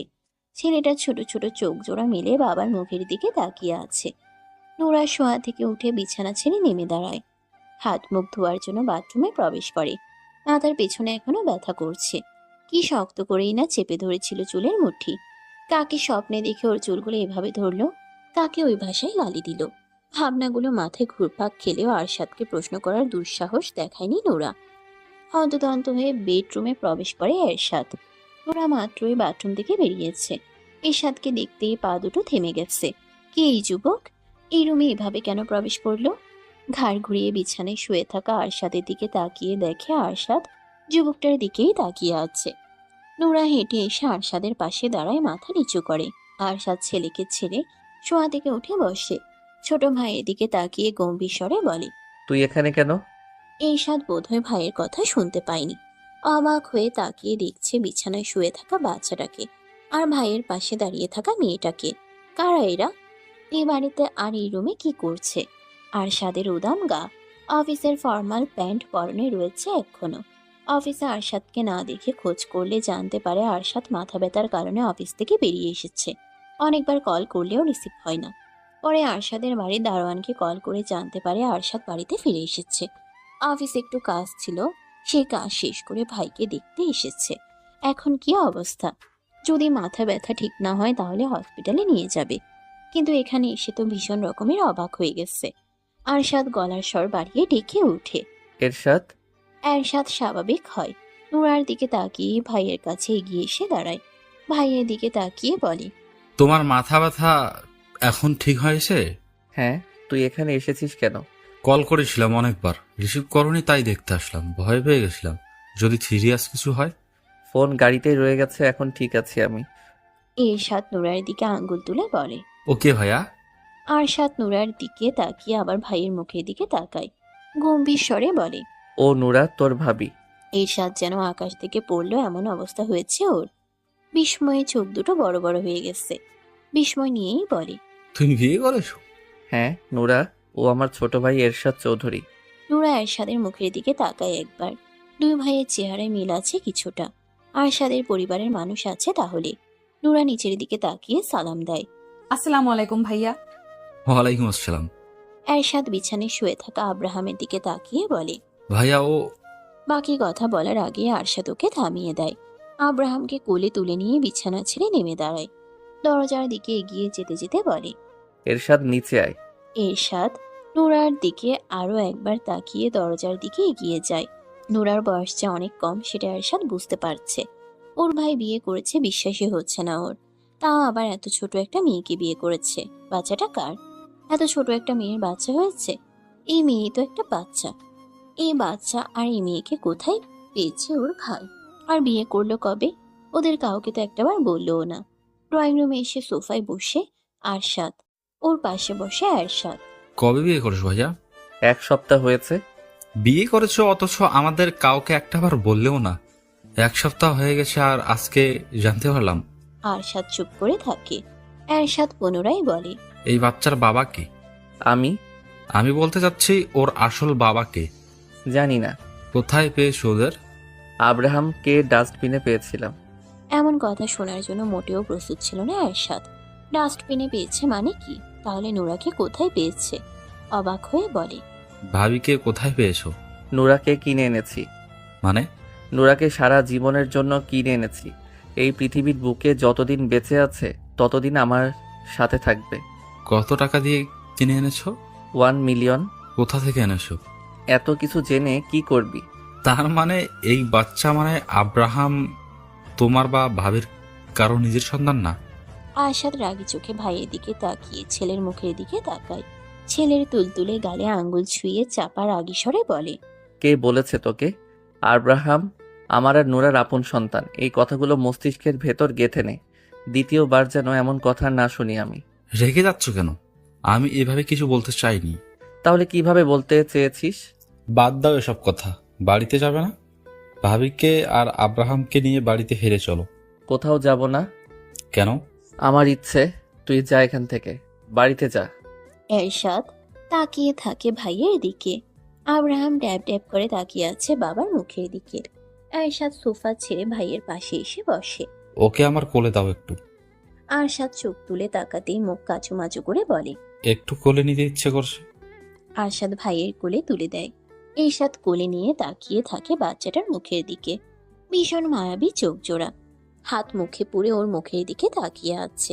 ঘন্টা খানিক পর এরশাদ চলে যায় বাড়ি থেকে। আরশাদ ছেলেকে কোলে নিয়ে রুমে ফিরে আসে। নোরা বিছানায় বসে জানালা দিয়ে বাইরের দিকে তাকিয়ে আছে। গভীর ভাবে হয়তো কিছু ভাবছে, তাই আরশাদের আগমন টের পাচ্ছে না। আরশাদ কিছু সময় তাকিয়ে থাকে নোরার দিকে। এই মেয়ে। গম্ভীর স্বর শুনে চমকে ওঠে নোরা। দ্রুত বিছানা থেকে নেমে এসে দাঁড়ায় আরশাদের সামনে। কি ভাবছিলে এত মনোযোগ দিয়ে?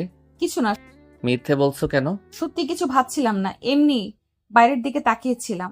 আব্রাহামকে নাও, কাপড় ভিজিয়ে ফেলেছে, চেঞ্জ করে দাও। নোরা আব্রাহামকে নিজের কোলে তুলে নেয়। আরশাদ টাওয়াল হাতে বাথরুমে প্রবেশ করে। তেল দিয়ে চুল চিটচিটে করে দিয়েছে। আব্রাহামকে নিয়ে বিছানায় বসে আবার। ভেজা কাপড় চেঞ্জ করিয়ে শুকনো কাপড় দিয়ে ঢেকে নেয়। সন্ধ্যা পেরিয়ে গেছে। কিছুক্ষণ আগেই মাগরিবের নামাজ শেষ হয়েছে। আরশাদ ছেলের উপর ঝুঁকে পড়ে কথা বলছে। বিছানার অন্য পাশে নুরা বসে আছে চুপচাপ। বিয়ের এতদিনে আজকে প্রথম আরশাদকে এত কথা বলতে দেখছে। ও তো ভেবেছিল আরশাদ বেশি কথা বলে না, সবসময় গম্ভীর আর চুপচাপ হয়ে থাকে, শুধু প্রয়োজনে কথা বলে। আরশাদ মুখ তুলে ওর দিকে তাকাতেই নোরা দৃষ্টি সরিয়ে নেয়। দরজায় নক হয়। নোরা আর আরশাদ দুজনেই দরজার দিকে তাকায়। আরশাদ গম্ভীর স্বরে বলে। কে? পরপর কয়েকজনের প্রবেশ ঘটে রুমের ভিতর। সকলের দিক থেকে চোখ সরিয়ে আরশাদের দিকে তাকায় নোরা। আরশাদ নিজেও ওর দিকে তাকিয়ে আবার নিজের পরিবারের দিকে তাকায়। আরশাদের বাবা মা, ভাই বোন, কাকা কাকি আর কাকাতো ভাই এসেছে। আরশাদ স্থির হয়ে বসে থাকে আগের মতোই। নোরা জড়সড় হয়ে যায়। এরা কারা? আরশাদের বাড়ির লোক নাকি? আরশাদের ভাইও তো আছে। আরশাদের বাবা এগিয়ে এসে দাঁড়ান আরশাদের সামনে, গম্ভীর স্বরে বলেন। এই বাচ্চা কার? আমাদের। তোমার আর কার? আমার আর আমার ওয়াইফের। তোমার ওয়াইফ কে? আরশাদ নোরার দিকে তাকায়। ওই যে বসে আছে মিসেস আরশাদ চৌধুরী। কে এই মেয়ে? আমার ওয়াইফ, আমার বাচ্চার মা। সেটা তো বুঝতে পারছি, কিন্তু কে ওই মেয়ে? বংশ পরিচয় কি? আরশাদ রেগে থাকায় ছোট ভাইয়ের দিকে। ঈশাদ দুদিকে মাথা নাড়ায়। আরশাদের বাবা রেগে গিয়ে গলার স্বর বাড়িয়ে বলেন। তোমার জন্য মেয়ের অভাব ছিল? দুনিয়ার মেয়ের অভাব হয়েছে যে আজে বাজে মেয়েকে কিনে এনে বিয়ে করতে হবে? আরশাদ নিজেও রেগে চিৎকার করে ওঠে। That's enough now, shut up আব্বু। আরশাদের হঠাৎ চিৎকারে ভয় পেয়ে কেঁদে ওঠে আব্রাহাম। নুরা সহ রুমের সবাই কেঁপে উঠেছে ভয় পেয়ে। আরশাদ নুরার দিকে তাকিয়ে ধমকে সুরে বলে। তাকিয়ে তাকিয়ে কি দেখছো? ওকে কোলে নিয়ে শান্ত করো। নুরা দ্রুত এগিয়ে এসে আব্রাহামকে কোলে তুলে নিয়ে আরশাদের পাশেই বসে থাকে। আরশাদের বাবা আবার মুখ খুলতে নিলে এরশাদ থামিয়ে দিয়ে বলে। আব্বু এমন করছো কেন? কি বলে এসেছিলে আর এখন কি করছো? চলো এখান থেকে। ছাড়ো আমার হাত। ও কি পেয়েছে? নাম পরিচয়হীন একটা বাচ্চা এনে বলছে ওর বাচ্চা।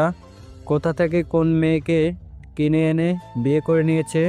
আরশাদ বসা থেকে উঠে দাঁড়ায়। খ্যাপাটে দৃষ্টিতে তাকিয়ে গর্জন করে বলে। আমার পার্সোনাল লাইফ নিয়ে তোমাকে ভাবতে হবে না। অনেক উপকার করেছো তোমরা আমার। উচ্চ নামডাকওয়ালা বংশ থেকে তো বউ এনে দিয়েছিলে। সে কি করেছে ভুলে গেছো? ভালো বংশের মেয়ে লাগবে না আমার। আমাকে আমার মতো করে থাকতে দাও, বাঁচতে দাও।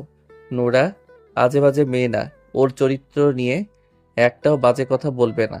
ওকে আমি এই কারণে কিনে এনেছি যেন এই জন্মে আমাকে ছাড়তে না পারে। ও পচে গলে মরলেও আমার কাছেই মরবে। আর যদি আব্রাহামের কথা বলো তাহলে কান খুলে শুনে রাখো। আব্রাহাম এখন আমার ছেলে। ওর সবচেয়ে বড় পরিচয় ও আরশাদ চৌধুরীর ছেলে। আমাদের বিরক্ত না করলেই আমি খুশি হব। তোমরা এখন আসতে পারো। তোমার বাড়ি বলে বাড়ি থেকে বের করে দিচ্ছ? যা ভাবো। আমার মাথা খারাপ করবে না। এমনিতেই মানসিক অবস্থা ঠিক নেই।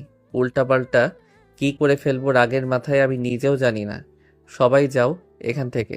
আমি তোমাদের কারো কোনো সমস্যা করার জন্য বা বিরক্ত করার জন্য যাইনি। তোমাকে বড় করেছে কে? এত দূর এনেছে কে? বড় করার জন্য আর এত দূর আনার জন্য দাম চাইছো? যদি দাম চেয়ে থাকো তাহলে একেবারে শেষ করে দাও আমাকে, নয়তো একটু শান্তিতে বাঁচতে দাও। দম নিয়ে আবার বলে। তুমি কি বলতে চাইছো? তোমার টাকায় খেয়ে পড়ে বড় হয়েছি, লেখাপড়া করেছি, আর এই বাড়ি গাড়ি করেছি। এই বাড়ি গাড়ি সব দিয়ে দিলাম। তোমাদের কিচ্ছু লাগবে না। আমার শুধু লাগবে একটু মানসিক শান্তি, যার সন্ধান আমি পেয়ে গেছি। আমার আর কিচ্ছু লাগবে না। এই নোরা, নামো বিছানা থেকে। থাকবো না এই বাড়িতে। ব্যাগের মধ্যে শুধু আব্রাহামের কাপড় চোপড় আর প্রয়োজনীয় জিনিসগুলো গুছিয়ে নাও। নুরা বিছানা থেকে নেমে দাঁড়ায়। ওর শরীর থরথর করে কাঁপছে। আব্রাহাম এখনো কান্না করছে ভয়ে। আরশাদ ছেলেকে নিজের কোলে তুলে নিয়ে বলে। 2 মিনিটের মধ্যে ব্যাগ গোছাও। বিলাসবহুল জীবন দিতে না পারলেও মোটামুটি ভালো রাখতে পারবো তোমাদের। এতটুকু অ্যাবিলিটি আছে আমার। আরশাদের মা বলেন। কি বলছো আরশাদ? কোথায় যাবে তুমি? এই বিষাক্ত শহর, মানুষ আর পরিবেশ ছেড়ে অনেক দূরে। এই শহরের মানুষ আর বাতাস বিষাক্ত হয়ে গেছে। আমাকে ভালো থাকতে দিচ্ছে না। আমার ভালো থাকা সহ্য হচ্ছে না। এরশাদ বাবার দিকে তাকিয়ে রাগী স্বরে বলে। ভাইয়া যদি এই বাড়ি থেকে চলে যায় তাহলে আমিও চলে যাব। যেদিকে যেতে ইচ্ছে করে। আমি খুশি হয়ে তোমাদের জানালাম যে ভাইয়া অতীত ভুলে মুভ অন করেছে, বিয়ে করেছে, সংসার করছে, বউ আছে, বাচ্চা আছে। আর তুমি এসে এখানে আগুন ধরাচ্ছ। শায়লা তো তোমার পছন্দ করা মেয়েই ছিল। কি করেছে সেই মেয়ে? তুমি কি আরেক শায়লাকে বিয়ে করতে বলেছো ভাইয়াকে? সব মেয়ে কি এক হয়? শায়লা এমন ছিল বলে কি অন্য মেয়েও এমন হবে? অন্য মেয়েকেই তো বিয়ে করেছে। ভাবি কি দেখতে কুৎসিত? ভাইয়ার পছন্দ হয়েছে সেজন্য বিয়ে করেছে। সংসার ভাইয়া করবে, তাই পছন্দটা তারই হওয়া উচিত নয় কি? যদি ভাইয়ার সমস্যা না হয় তাহলে তোমার সমস্যা কেন হচ্ছে?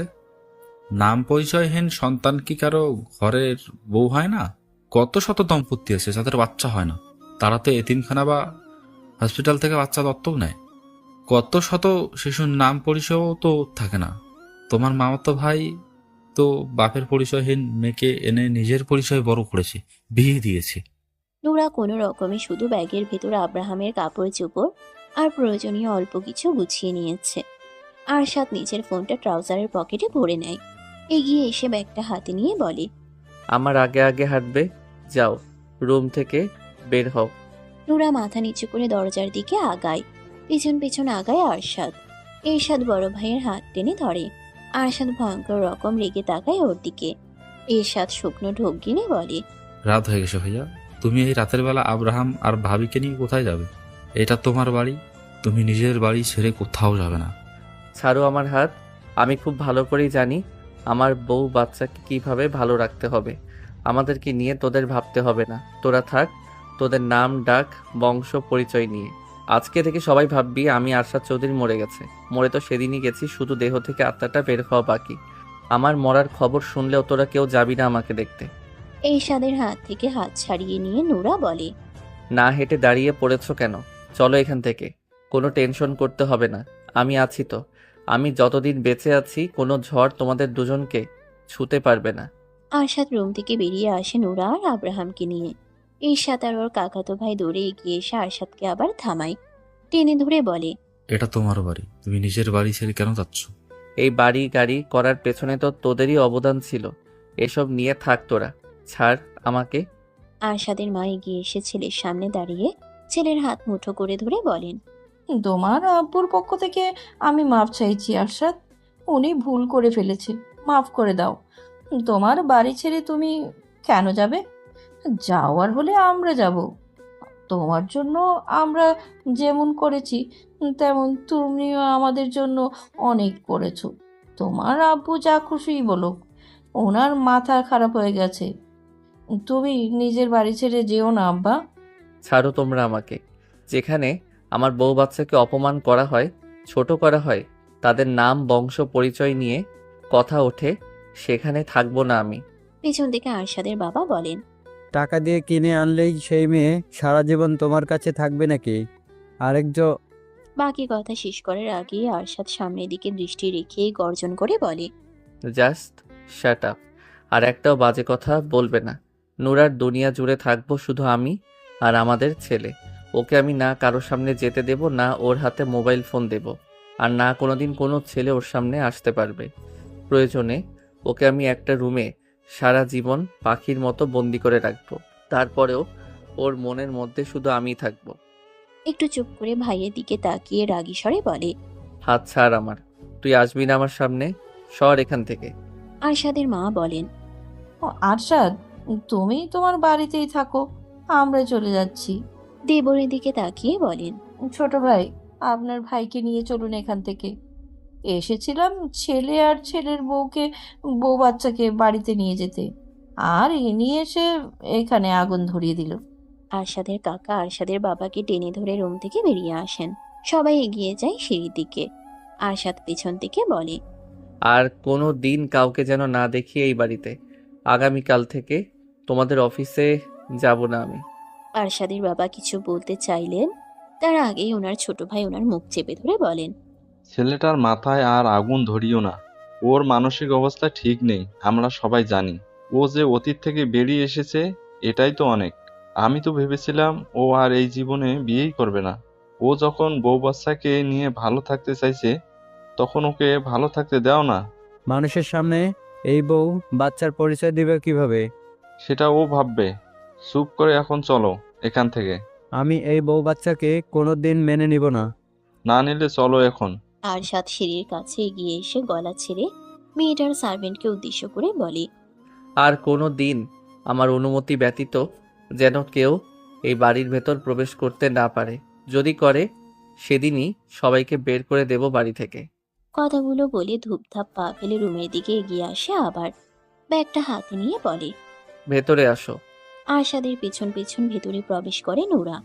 আব্রাহাম এখনো কেঁদেই চলেছে। বাবার চিৎকারে অনেক ভয় পেয়েছে বাচ্চা ছেলেটা।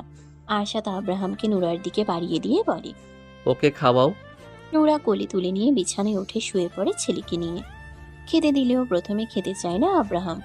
আরো কতক্ষণ কান্নাকাটির পর খাওয়া শুরু করতেই কান্না বন্ধ হয়ে যায়। এখনো কেঁপে কেঁপে উঠছে বাচ্চা ছেলেটার ছোট্ট দেহখানা। নোরা এক হাতে আগলে ধরে নিজের বুকের সাথে। ওর দুই চোখ বেয়ে পানি গড়িয়ে পড়তে শুরু করেছে। আরশাদের বাবার কথা শুনে অনেক কষ্ট পেয়েছে মেয়েটা। যত যাই হয়ে যাক, ও কোনো আজেবাজে মেয়ে নয়। ও নিজে থেকে কোনো পাপ কাজ করেনি, কোনো অন্যায় করেনি। পাপ আর অন্যায় তো হয়েছে ওর সাথে। ও তো দোষী নয়, ও তো ভুক্তভোগী। আব্রাহাম আরশাদের নিজের ছেলে না, ওকে রাস্তা থেকে কুড়িয়ে নিচ্ছে। অতীতে আরশাদের সাথে কি হয়েছিল, ওর বউয়ের কি হয়েছে, কি করেছে ওর বউ, পুরোটা জানতে ইচ্ছে করছে নোরার। আরশাদ ওর জন্য আর আব্রাহামের জন্য নিজের বাবার সাথে এভাবে কথা বলল। আরশাদের বলা প্রত্যেকটা কথা মাথায় ঘুরপাক খাচ্ছে। চোখের পানি আরো বেশি পড়তে থাকে। কান্নার শব্দ না হলেও নোরার শরীর কেঁপে কেঁপে উঠছে। বোঝাই যাচ্ছে চাপা কান্না কাঁদছে। আরশাদ এখনো আগের মতো একই ভঙ্গিতে দাঁড়িয়ে আছে, তাকিয়ে আছে বিছানায় শুয়ে থাকা দুজনের দিকে। পেছন থেকে নোরাকে দেখেই বুঝতে পারছে নোরা কাঁদছে। কেন আসলো সবাই? ভালোই তো ছিল। আরশাদ তো চিনত নিজের বাবাকে, এই কারণেই কাউকে কিছু বলেনি এতদিনেও। যা হয়ে গেছে তা হয়ে গেছে, সেসব নিয়ে আর মাথা ব্যথা নেই আরশাদের। এখন না জানলেও পরে ঠিকই জানতো, আর একই কাহিনী করত। সত্য কোনোদিন চাপা থাকে না, কোনো না কোনো ভাবে বেরিয়ে আসেই। বিছানায় উঠে নোরার পাশে লম্বা হয়ে শুয়ে পড়ে। কাত হয়ে নোরার গায়ের উপর হাত রাখে। নোরা দ্রুত নিজের চোখের পানি মুছে নেয়, কিন্তু লাভ হয় না। অবাধ্য চোখের পানি সমানে বেরিয়ে আসছে। এই মেয়ে। নোরা সাড়া দিতে চাইলেও পারছে না। সাড়া দেওয়ার আগেই কান্না বেরিয়ে আসবে। এই মেয়ে, কি হয়েছে তোমার? কথা বলছো না কেন? নোরা গুমড়ে কেঁদে ওঠে এবার। আব্রাহাম খাওয়া বন্ধ করে একবার মায়ের মুখের দিকে তাকায়, তারপর আবার খাওয়া শুরু করে। আরশাদ ভালোভাবে জড়িয়ে ধরে নোরাকে। ওর বুকের সাথে মিশে আছে নোরার পিঠ, মাথা টেকে আছে থুতনির সাথে। কাঁদছো কেন? নোরা কান্না জড়ানো গলায় বলে, কিছু হয়নি। কিছু হয়নি তাহলে কাঁদছো কেন? নোরা কথা বলে না। আরশাদ চোখ বন্ধ করে ধীরস্বরে বলে, আমাকে ছেড়ে চলে যাবে? কোথায় যাব? কার কাছে যাব? অন্য পুরুষের হাত ধরে? আরশাদের গলার স্বর আর কথা শুনে নোরার ভেতর পর্যন্ত কেঁপে ওঠে। এমন কথা বলছে কেন আরশাদ? অন্য পুরুষের হাত ধরে কেন চলে যাবে? কথা বলছো না কেন? অন্য পুরুষের সাথে কেন যাব? আমাকে ভালো না লাগলে? নোরা ঘাড় উল্টে আরশাদের মুখের দিকে দেখার চেষ্টা করে। আরশাদ আবার বলে, অন্য পুরুষের দিকে তাকালেও তোমার চোখ উপড়ে নেব আমি। তুমি শুধু আমাকে দেখবে, আমাকে ভালোবাসবে। এই আরশাদ চৌধুরীকে তোমার মনের অলিতে গলিতে শুধুমাত্র আমার বিচরণ থাকবে। নোরা ঘাড় সোজা করে নেয়। আরশাদ নোরার গালে হাত রেখে নিজের মুখের দিকে ফিরিয়ে বলে, বলো, ভালোবাসবে না আমাকে? বাসবো। আমাকে ছেড়ে অন্য কোনো পুরুষকে ভালোবাসবে? নোরা কান্না গিলে বলে, এসব কি বলছেন আপনি? যা জিজ্ঞেস করেছি তার উত্তর দাও। অন্য কাউকে কেন ভালোবাসবো? আপনি আমার স্বামী, ভালোবাসলে তো আপনাকেই বাসবো। অনেকের কথা মনে পড়ে না তোমার? নোরা স্তব্ধ। উত্তর দাও। মনে পড়ে না। কেন পড়ে না? ভালোবাসনি ওকে? ও তো তোমার স্বামী ছিল। ভালোবাসিনি ওনাকে। ভালোবাসার মতো কোনো কিছু উনি করেননি আমার জন্য। সব সময় শুধু আমাকে কষ্টই দিয়েছে, মারধরি করেছে। আমাকে বিয়ে করার পরও অন্য মেয়েদের কাছে গিয়েছে। সব সময় আমার সাথে অন্যায় করেছে। আরশাদ আর কোনো কিছু বলে না। নোরাকে জড়িয়ে ধরে নিশ্চুপ হয়ে থাকে। নোরার দু চোখ বেয়ে পানি গড়িয়ে পড়তে থাকে। আরশাদ নোরাকে বিয়ে করে আনার পর থেকে আজ পর্যন্ত ওর সাথে করা ব্যবহারের কথাগুলো স্মরণ করে। ও নিজেও তো নোরার সাথে সেরকম ভালো ব্যবহার করেনি, ভালোভাবে কথাও বলেনি। যতবার কথা বলেছে হয় রাগী গম্ভীর স্বরে, নয়তো ধমক দিয়ে। ওর আর অনেকের মধ্যে পার্থক্য কোথায়? ও নিজেও তো অনেকের মতো খারাপ আচরণই করে আসছে, বিয়ের রাত থেকে অনেকের মতোই তো ম্যারিটাল কি অন্যায়টাই না করে আসছিল এই ছোট মেয়েটার সাথে। শায়লার উপরে জমে থাকা রাগের কারণে নিরীহ নুরাকে শাস্তি দিয়েছে। এই শাস্তি তো নুরার পাওয়ার কথা নয়। মেয়েটা তো ছোটবেলা থেকেই কষ্ট করে বড় হয়েছিল, শিকার হয়েছিল এক মানুষরূপী জানোয়ারের। ও নিজে এনেও তো সেই কষ্টই দিচ্ছে। ছোট মেয়েটা এত কিছু সহ্য করছে কিভাবে? ওকে দেখলেই কেমন ভয়ে জড়সড় হয়ে যায়। তখন নুরাকে দেখে ওর আনন্দই হতো, কিন্তু এখন কষ্ট হচ্ছে। ওকে কতটা ভয় পেয়ে মেয়েটা ভয়ে অমন জড়সড় হয়ে যেত। ও যেন নুরার জন্য একটা আতঙ্ক। মেয়েটা ভয়ে ওর দিকে তাকায়ও না ঠিক মতো। নুরার সাথে করা অন্যায়গুলো আরশাদের ভেতর অপরাধবোধ জাগিয়ে তুলেছে। বড় অন্যায় করেছে মেয়েটার সাথে। কিছুটা সময় নীরবতায় পেরিয়ে যায়। আব্রাহাম ঘুমিয়েছে? হ্যাঁ। ওকে ছেড়ে এদিকে ফেরো। নুরা আব্রাহামকে ছেড়ে নিজের কাছ থেকে একটু দূরে শোয়ায়। ঘুরে শোয়ে আরশাদের দিকে। আরশাদ নুরাকে বুকে চেপে ধরে, চুলের ভাজা আঙ্গুল গলিয়ে দিয়ে নরম স্বরে বলে, সরি নোরা। আরশাদের কথা আর গলার স্বর শুনে অবাক নুরা। বুক থেকে মাথা তুলে আরশাদের মুখের দিকে তাকায়। কান্না করার কারণে নুরার চোখ দুটো কিছুটা ফুলে উঠেছে। আরশাদ নুরার চোখে চোখ রেখে নরম স্বরে আবার বলে, আমি তোমার সাথে এই কয়েকদিন অনেক অন্যায় করেছি নোরা। অমানুষের সাথে থেকে আমিও অমানুষ হয়ে গিয়েছিলাম। একজনের রাগ আরেকজনের ওপর ঝেড়েছি। আমি তোমাকে অনেক কষ্ট দিয়েছি। মাফ করবে না আমাকে? ভালোবাসবে না আমাকে? নাকি অনেকের মতো আমিও তোমার মনে জায়গা পাবো না? নুরার দু চোখ ভরে ওঠে আবার। আরশাদ ওর গালে হাত রেখে ব্যাকুল স্বরে পাগলের মতো বলে, প্লিজ ভালোবাসো আমাকে। বলো ভালোবাসবে। বলো বেইমানি করবে না আমার সাথে। কোনোদিন ঠকাবে না আমাকে। কি হলো বলো? নুরা ফুপিয়ে ওঠে আরশাদের পাগলামো কথা শুনে। আরশাদ নুরাকে আবার বুকে চেপে ধরে চুলে হাত বুলিয়ে বলে, দেখো আর কষ্ট দেব না আমি তোমাকে, একটু কষ্ট দেব না, প্রমিস। শুধু সারা জীবন আমাকে ভালোবাসবে। তোমার হৃদয়ের গভীরে তো এখনো কোনো পুরুষের জায়গা হয়নি, সেখানে তুমি আমাকে জায়গা দাও সারা জীবনের জন্য। নুরা আরশাদের টি শার্ট খামচে ধরে শক্ত হাতে। ভয় লাগলেও কাঁদতে কাঁদতে বলে, আপনি আর ধমক দিবেন না আমাকে? দেব না। রাগারাগি করবেন না আমার সাথে? করব না। তাতে কষ্ট দেবেন না আমাকে? আরশাদের চোখ বন্ধ করে একটু দম নিয়ে তারপর বলে, দেব না। এতদিন যা যা করেছি এমন কিছু আর করব না। তুমি শুধু আমার কথা শুনবে, চলবে, আমাকে আর আমাদের ছেলেকে ভালোবাসবে। সব করব। আমাকে কোনোদিন ঠকাবে না, আমার সাথে বিশ্বাসঘাতকতা করবে না, প্রতারণা করবে না আমার সাথে, মিথ্যে বলবে না আমাকে। কিচ্ছু করব না। কাঁদছো কেন? আব্বুর কথায় অনেক কষ্ট পেয়েছো? তোমাকে কষ্ট দেওয়ার জন্য আর কেউ আসবে না এই বাড়িতে। আপনি ওনাদের সাথে এমন করলেন কেন? আব্বু কি বলেছে শোনোনি? নুরা চুপ করে থাকে। খাবার খাবে? ওঠো। আরশাদ নুরাকে ছেড়ে দেয়। নুরা উঠে বসে, আরশাদ নিজেও উঠে বসে। হাত মুখ ধুয়ে দুজনেই ফ্রেশ হয়। মিট খাবার দিয়ে গেছে। আরশাদ এখন নুরাকে আর খাবার বাড়তে বলে না, নিজেই খাবার বেড়ে দেয় একটা প্লেটে।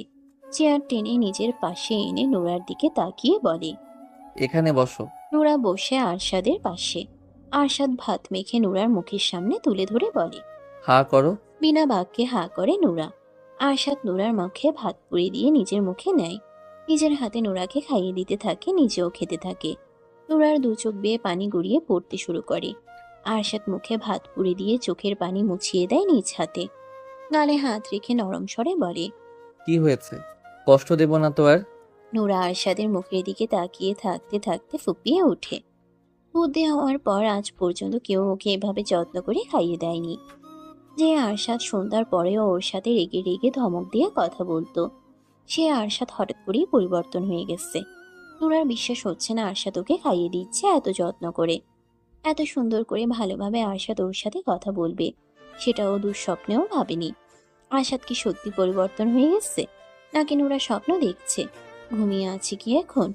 ঘুম ভাঙলে কি সব আগের মতো হয়ে যাবে? আরশাদ আগের মতো ওর সাথে রাগারাগি ধমকাধমকি করবে, ওকে কষ্ট দেবে? নুরা কাঁদছো কেন? নুরা কেঁদে কেঁদে বলে, আপনি সত্যি সত্যি আমাকে আর কষ্ট দেবেন না? না, একদম কষ্ট দেব না। আর তোমাকে এখন কান্না বন্ধ করে হা করো। নুরার চোখের পানি মুছে কান্না বন্ধ করার চেষ্টা করে। বড় বড় করে শ্বাস নেয়। আরশাদ ভাতের লোকমা তুলে ধরতেই হা করে, আবার চোখ দুটো পানিতে ভরে ওঠে। টুপ করে গাল বেয়ে গড়িয়ে পড়ে মুহূর্তেই। আরশাদ তাকিয়ে থাকে নুরার মুখের দিকে। খাওয়া দাওয়া শেষ হলে দরজা লাগিয়ে দেয় আরশাদ। নুরা বিছানায় উঠে শুয়ে পড়ে। আরশাদ মেন লাইট অফ করে ডিম লাইট অন করে শুয়ে পড়ে নুরার পাশে। যত্ন সহকারে নুরাকে আগলে নেয় নিজের প্রশস্ত বুকে। আরশাদের বুকে ভয় ডরহীন নিরাপদ আশ্রয় পেয়ে নুরা লুকিয়ে পড়তে চায় প্রশস্ত বুকের গভীরে। রাত পেরিয়ে নতুন ভোরের আগমন ঘটে। নুরা আরশাদের বুকে মিশে ঘুমিয়ে আছে। একটু আগে এই বুকে এসে ঘুমিয়েছে আবার। আব্রাহাম রাত ৩টার সময় ঘুম থেকে জেগে উঠেছিল। ফজরের পরপরই ঘুমিয়েছে আবার। আজকে রাতে আব্রাহামকে কোলে নিয়ে বসে থাকতে হয়নি নুরার। আরশাদ নিজেই ছেলেকে কোলে নিয়ে বসেছিল। নুরাকে বলেছিল ঘুমিয়ে পড়তে, যেহেতু আব্রাহাম পেট ভরে খেয়েছে তাই আর কাঁদতো না। কিন্তু নুরা ঘুমায়নি। দুজনকে বসিয়ে রেখেও কিভাবে ঘুমোবে? আব্রাহাম আর নুরা ঘুমিয়ে গেলেও আরশাদ ঘুমায়নি। ওর ঘুম আসছে না। ওর এখনো অপরাধ বোধ হচ্ছে। নুরার চুলের ভাঁজে চুমু খায়। গাল ঠেকিয়ে রেখে বিড়বিড় করে বলে, তুমি শুধু আমার হয়ে থেকো, আমি তোমার জন্য পুরো দুনিয়ার সাথে লড়বো। মাঝে 2 দিন পেরিয়ে গেছে। আরশাদ বাড়ি থেকে বের হয় না, কোথাও যায়ও না, অফিসেও যায় না। সত্যি সত্যি সবসময় স্ত্রী সন্তানের সাথেই থাকে। আব্রাহামকে নিয়ে এখন আর নুরাকে বেশি কষ্ট করতে হয় না। আরশাদ যেহেতু বাড়িতেই থাকে, ও নিজেও দেখাশোনা করে আব্রাহামের। আরশাদের প্রতি ভয় অনেকটা কেটে গেছে নুরার। এখন আর আরশাদকে আগের মতো ভয় লাগে না ওর। আরশাদ নিজে থেকেই ওর অতীত নুরাকে বলেছে। আব্রাহামকে কিভাবে পেয়েছে সেটাও বলেছে। আরশাদের অতীত শুনে নুরা স্তব্ধ হয়ে গিয়েছিল। ওর সাথে আরশাদের অমন ব্যবহার করার কারণও বুঝতে পেরেছে। আর আব্রাহামের ঘটনা জানতে পেরে তো মেয়েটা কেঁদেই ফেলেছিল। আব্রাহামকে বুকে জড়িয়ে ধরে। নুরা এখন আব্রাহাম আর আরশাদ দুজনকেই ভীষণ ভালোবাসে। অযত্ন, অবহেলা আর কষ্ট পেয়ে আসা নুরা আরশাদের যত্ন, ভালোবাসা পেয়ে সত্যি নিজেকে ভাগ্যবতী মনে করে। কোনোদিন ভাবেনি এমন দিন ওর জীবনেও আসতে পারে। কেউ ওকে ভালোবেসে আগলে রাখবে, ওকে নিয়ে ভাববে, ওর ভালো মন্দের খেয়াল রাখবে, ও জীবনে খুশি থাকবে সেটা ভাববে, ও কিভাবে খুশি থাকবে সেটা ভাববে। প্রথম দিকে তো আরশাদকে নুরার কাছে সাইকো পাষাণ পুরুষ মনে হয়েছে। কেমন অদ্ভুত ব্যবহার করত, সবসময় রেগে থাকতো, ওকে কষ্ট দিত। কষ্ট পেলে সবাই ভেঙে পড়ে না, অনেকে নষ্টও হয়ে যায়। তবে আরশাদ হয়ে গিয়েছিল সাইকো টাইপের হৃদয়হীন। আরশাদ আব্রাহামকে নিয়ে সোফায় বসে আছে। নুরা ঘুমিয়ে আছে বেডরুমে। বিচারি গত রাতে ঘুমোতে পারেনি 2 বাপ বেটার যন্ত্রণায়। আব্রাহামকে ঘুম পাড়াতে পাড়াতে নিজেও ঘুমিয়ে গেছে। আব্রাহাম ঘুম থেকে আবার উঠে গেলেও নুরার ঘুম ভাঙেনি। আরশাদ ছেলেকে তুলে নিয়ে নিচে নেমে এসেছে যেন নুরার ঘুম না ভাঙে। কলিং বেল বেজে ওঠে। সার্ভেন্ট গিয়ে দরজা খুলে দেখে দারোয়ান দাঁড়িয়ে আছে। দারোয়ান ভেতরে এসে আরশাদের সামনে মাথা নিচু করে দাঁড়িয়ে বলে, স্যার, আপনার মা এসেছেন। কিছুতেই যাচ্ছেন না, গেটের বাইরে দাঁড়িয়ে আছেন। আর কে এসেছে? আপনার ছোট্ট ভাই। আর কেউ আসেনি? না স্যার। ভেতরে আসতে দিন। দারোয়ান বেরিয়ে যায়। কয়েক মিনিট পরে এরশাদ আর ওর মা ভেতরে প্রবেশ করে। আরশাদ একবার দুজনের দিকে তাকিয়ে ছেলের মুখের দিকে তাকিয়ে থাকে। আরশাদ, কিসের জন্য এসেছো? এভাবে কথা বলছো কেন? কিভাবে আশা করছো? কেন এসেছো সেটা বলো। এখনো রেগে আছো? কি জন্য এসেছো সেটা বলো। বাড়ি ফিরে চলো। আরশাদ ছেলের দিক থেকে চোখ সরিয়ে মা আর ভাইয়ের দিকে তাকায়। ওর তাকানো দেখিয়ে ভয় পেয়ে যায় আরশাদ। বাড়িতেই আছি আমি। ওই বাড়িতে ফিরে চলো। কেন? ওখানে আমরা সবাই আছি। এখানে আমার স্ত্রী সন্তান আছে। ওদের নিয়ে যাব। আমরাও ছেলের বউ আর নাতিকে কাছে পেতে চাই। তোমাদের কি মনে হয় যেখানে আমার স্ত্রী সন্তান সম্মান পাবে না, আমি ওদের সেখানে নিয়ে যাব? সম্মান পাবে না কেন? অবশ্যই পাবে সম্মান। বাড়ি বয়ে এসে অপমান করে গেছো, আর এখন বলছো বাড়িতে নিয়ে গিয়ে সম্মান দেবে? How strange. এভাবে বলছো কেন? আমি আমার স্ত্রী সন্তানকে নিয়ে ওই বাড়িতে যাচ্ছি না। আরশাদের মা আরশাদের পাশে বসেন। ছেলের হাত ধরে বলেন, বাবা প্লিজ ফিরে চলো। তোমার আব্বু আর কিছু বলবে না। উনি মেনে নিয়েছে তোমার স্ত্রী সন্তানকে। মেনে নিল কেন? উনি নিজের ভুল বুঝতে পেরেছে। ভুল বুঝতে পেরেছে ভালো কথা, কিন্তু আমরা যাচ্ছি না। নোরা এখনো ছোট, বাচ্চা একটা মেয়ে। ও একা বাচ্চা হয়ে আরেক বাচ্চাকে একা একা কিভাবে সামলাবে? আমি আছি তো, আমি ওকে সাহায্য করব। তুমি তো সবসময় বাড়িতে থাকবে না। বাড়িতে না থাকলে থাকবো কোথায়? অফিসে তো আর যাবই না, বাইরেও আমার কোনো কাজ নেই। তুমি নিজের বিজনেসের জন্য তো বছরে 2-3 বার স্পেনে যাও। তখন নোরা একা একা কিভাবে সামলাবে? বাড়িতে মেড আছে। তুমি যাবে না? না। নোরা যদি রাজি হয় যেতে তবুও যাবে না। আমার কথার উপরে নুরা টু শব্দ করারও সাহস করবে না। মেয়েটাকে এইভাবে ভয় দেখাচ্ছ কেন তুমি? আমার কথা শেষ হলে আসতে পারো, আমার কথা বলতে ভালো লাগছে না। আরশাদ, আমি তোমার মা। সেজন্যই এতক্ষণ ধরে কথা বলছি। প্লিজ ফিরে চলো বাবা। তোমাদের কি মনে হয় যেই রুমে ওই নষ্ট মহিলা বছরের পর বছর থেকেছে সেই রুমে আমি আমার স্ত্রী সন্তানকে নিয়ে থাকবো? ওই রুমে না থাকলে অন্য রুমে থাকবে। আমি ওই বাড়িতেই ফিরতে চাই না। তুমি অতীত থেকে পালিয়ে বাঁচতে চাইছো? তুমি সবকিছু থেকে পালালেও নিজের থেকে কিভাবে পালাবে ভাইয়া? ওই রুমে ওই বাড়িতে শায়লা থাকলেও তোমার বুকেই তো ঘুমিয়েছে। আগুন চোখে তাকায় ভাইয়ের দিকে। এরশাদ শুকনো ঢোক গিলে বলে, আমি বলতে চাইছি অতীত থেকে পালিয়ে বাঁচার চেয়ে অতীত ভুলে যাওয়াই ভালো। তুমি ফিরে চলো। ভাবি আর আব্রাহামের মধ্যে নিজেকে ডুবিয়ে রাখো, অতীতের সব ভুলে যাবে শীঘ্রই। আমি যাব না ওই বাড়িতে। এক কথা কতবার বলতে হয়? আব্বু তোমাদের যেতে বলেছে। তাহলে সে আসেনি কেন? ইগোর জন্য। ইগো নিয়েই থাকতে বলো গিয়ে। আরশাদ, ফিরে চলো। ওখানে গেলে আব্রাহাম পরিবারের সবাইকে কাছে পাবে তুমি। আর নুরারও বেশি কষ্ট হবে না। ওকে একা একা সামলাতে একটা বাচ্চা বড় করা খুব ইজি না। আমি যাব না বলছি তো। প্রয়োজনে সব কাজ ছেড়ে ছুড়ে আমি বাড়িতেই থাকবো। আরশাদের রাগ দেখে ওর মা চুপ হয়ে যান। আব্রাহাম ড্যাব ড্যাব করে বাবার মুখের দিকে তাকিয়ে হাত খাচ্ছে। ওকে দেখতে ভীষণ আদুরে লাগছে। নাতিটাকে একটু কোলে দাও। আরশাদ ঘাড় কাত করে মায়ের মুখের দিকে তাকায়। মুচকি হেসে বলে, নাতি? রাস্তার নাম পরিচয়হীন একটা বাচ্চাকে বাড়িতে তুললে বাড়ির মান সম্মান কমে যাবে না? একটা আজে বাজে মেয়েকে ছেলের বউ হিসেবে মেনে নিলে আব্বুর বংশের নাম ছোট হবে না? আরশাদ। আরশাদ চুপচাপ তাকিয়ে থাকে কিছুক্ষণ। আব্রাহামকে মায়ের কোলে দিয়ে বলে, আমি এখন কোথাও যাব না। যদি কোনোদিন যেতে ইচ্ছে করে তাহলে যাব, আর ইচ্ছে না করলে যাব না। তোমার অহংকারী হাজবেন্ডকে বলে দিও এই আরশাদ কারো ধার ধারে না, না এই সমাজের আর না মান সম্মানের। আমি যেভাবে খুশি থাকবো, ভালো থাকবো সেটাই করব। অন্য কাউকে খুশি করার জন্য, ভালো রাখার জন্য নিজের খুশি, আনন্দ, ভালো থাকাকে বিসর্জন দেব না। প্রকৃতিতে রাত নেমে এসেছে। চারপাশ অন্ধকারে নিমজ্জিত। আশেপাশে কোথাও নেই শহরের কোলাহল, ব্যস্ততা।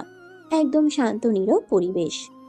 এরশাদ আর ওর মা রাতের খাবার খেয়ে কিছুক্ষণ আগেই বেরিয়ে গেছে।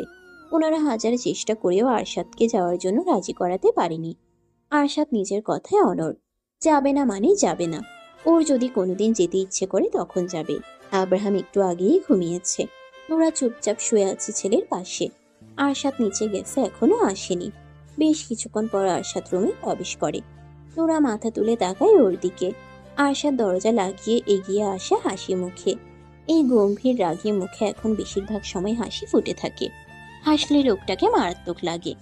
নজর কেড়ে নেয় ওই হাসি। আরশাদ সোজা এসে বিছানায় উঠে নুরার দুদিকে চার হাত পা দিয়ে ঝুঁকে পড়ে মুখের কাছে। নুরার মুখের উপর ফু দিয়ে ভ্রু নাচিয়ে বলে, কি দেখো এভাবে তাকিয়ে? নুরা এলোমেলো দৃষ্টি বুলিয়ে বলে, তো কই? একটা কথা বলো। কথা বলতে গেলে তুমি তোতলাও কেন? কই? একটু আগেই তো কই বললে। নুরা চুপ করে থাকে। আরশাদ নুরার উপর ভর ছেড়ে দেয়। ঘাড়ে মুখ গুজে মৃদু স্বরে বলে, তুমি সারা জীবন আমার দিকে তাকিয়ে থাকো, আমি চুপচাপ সোজা হয়ে তোমার সামনে বসে থাকবো। শুধু আমি বাদে অন্য কারো দিকে না তাকালেই হলো। আমি অন্য কারো দিকে তাকাতেই চাই না, অন্য কারো নজরে যেতে চাই না। হাজার অন্ধকার রাত পেরিয়ে তোমার নামে ভোর হোক, আমি সেই প্রত্যেক ভোরে ঘুম থেকে জেগে তোমাকে দেখতে চাই। তোমার মিষ্টি হাসি দেখতে চাই, তোমার হাতের নরম ছোঁয়া পেতে চাই। অনন্তকাল তুমি আমার হয়েই থাকো। থাকবো। বলো ভালোবাসি। নুরা চুপ করে থাকে। বলছো না কেন? তখন তো বললাম। সারাদিন বলবে, আমাকে যখনই দেখবে তখনই বলবে। আমি সব সময় তোমার মুখ থেকে ভালোবাসি শুনতে চাই। এখন বলো। ভালোবাসি আপনাকে। আরেকবার বলো, শুনলে কলিজা ঠান্ডা হয়ে যায়। ভালোবাসি আপনাকে। আমিও ভালোবাসি তোমাকে। একটু চুপ করে আরশাদ আবার বলে, আমি আরো 3-4 বাচ্চার বাবা হতে চাই। বলো, আরেকটা সন্তান করে দেবে? আব্রাহাম তো এখনো ছোট। তো কি হয়েছে, আমার বাচ্চা ভীষণ ভালো লাগে। আমি ছোট ছোট দুইজন বাচ্চাকে একসাথে কিভাবে দেখব? আরেকজন হতে হতে আব্রাহাম তো হামাগুড়ি দেওয়া শিখে যাবে। আমাকে পাগল বানিয়ে ফেলবেন তো তিনজন মিলে। তখন আমি ভালো হয়ে যাব, কাজ বাজ সব ফেলে তোমার সাথে ছেলে মেয়েকে বড় করব। নুরা বলে না কিছু। গত 2 দিন ধরে আরশাদকে দেখছে আর অবাক হচ্ছে। হুট করেই পুরো আরশাদ চৌধুরী পরিবর্তন হয়ে গেছে। রাগী গম্ভীর আরশাদ চৌধুরী হারিয়ে গিয়ে প্রেমিক আরশাদ চৌধুরী হাজির হয়েছে। আরশাদ একটু উঁচু হয়, নোরার ওষ্ঠ জোড়ায় আলতো চুমু খেয়ে গালের সাথে গাল ঠেকিয়ে সুর ধরে গান গাইতে শুরু করে। আমি এমন একটা তুমি চাই, এমন একটা তুমি চাই, যে তুমিতে আমি ছাড়া অন্য কেউ নাই। তুমি একবার বলো যদি, আমি পাড়ি দেব খরস্রোতা নদী, ভালোবাসা দেব পুরোটা। আমি এমন একটা তুমি চাই, এমন একটা তুমি চাই, যে তুমিতে আমি ছাড়া অন্য কেউ নাই। পুরো গল্পটা কেমন লেগেছে অবশ্যই মতামত জানাবেন সবাই। এমন আরো গল্প শুনতে চ্যানেলটি সাবস্ক্রাইব দিয়ে রাখবেন। ধন্যবাদ।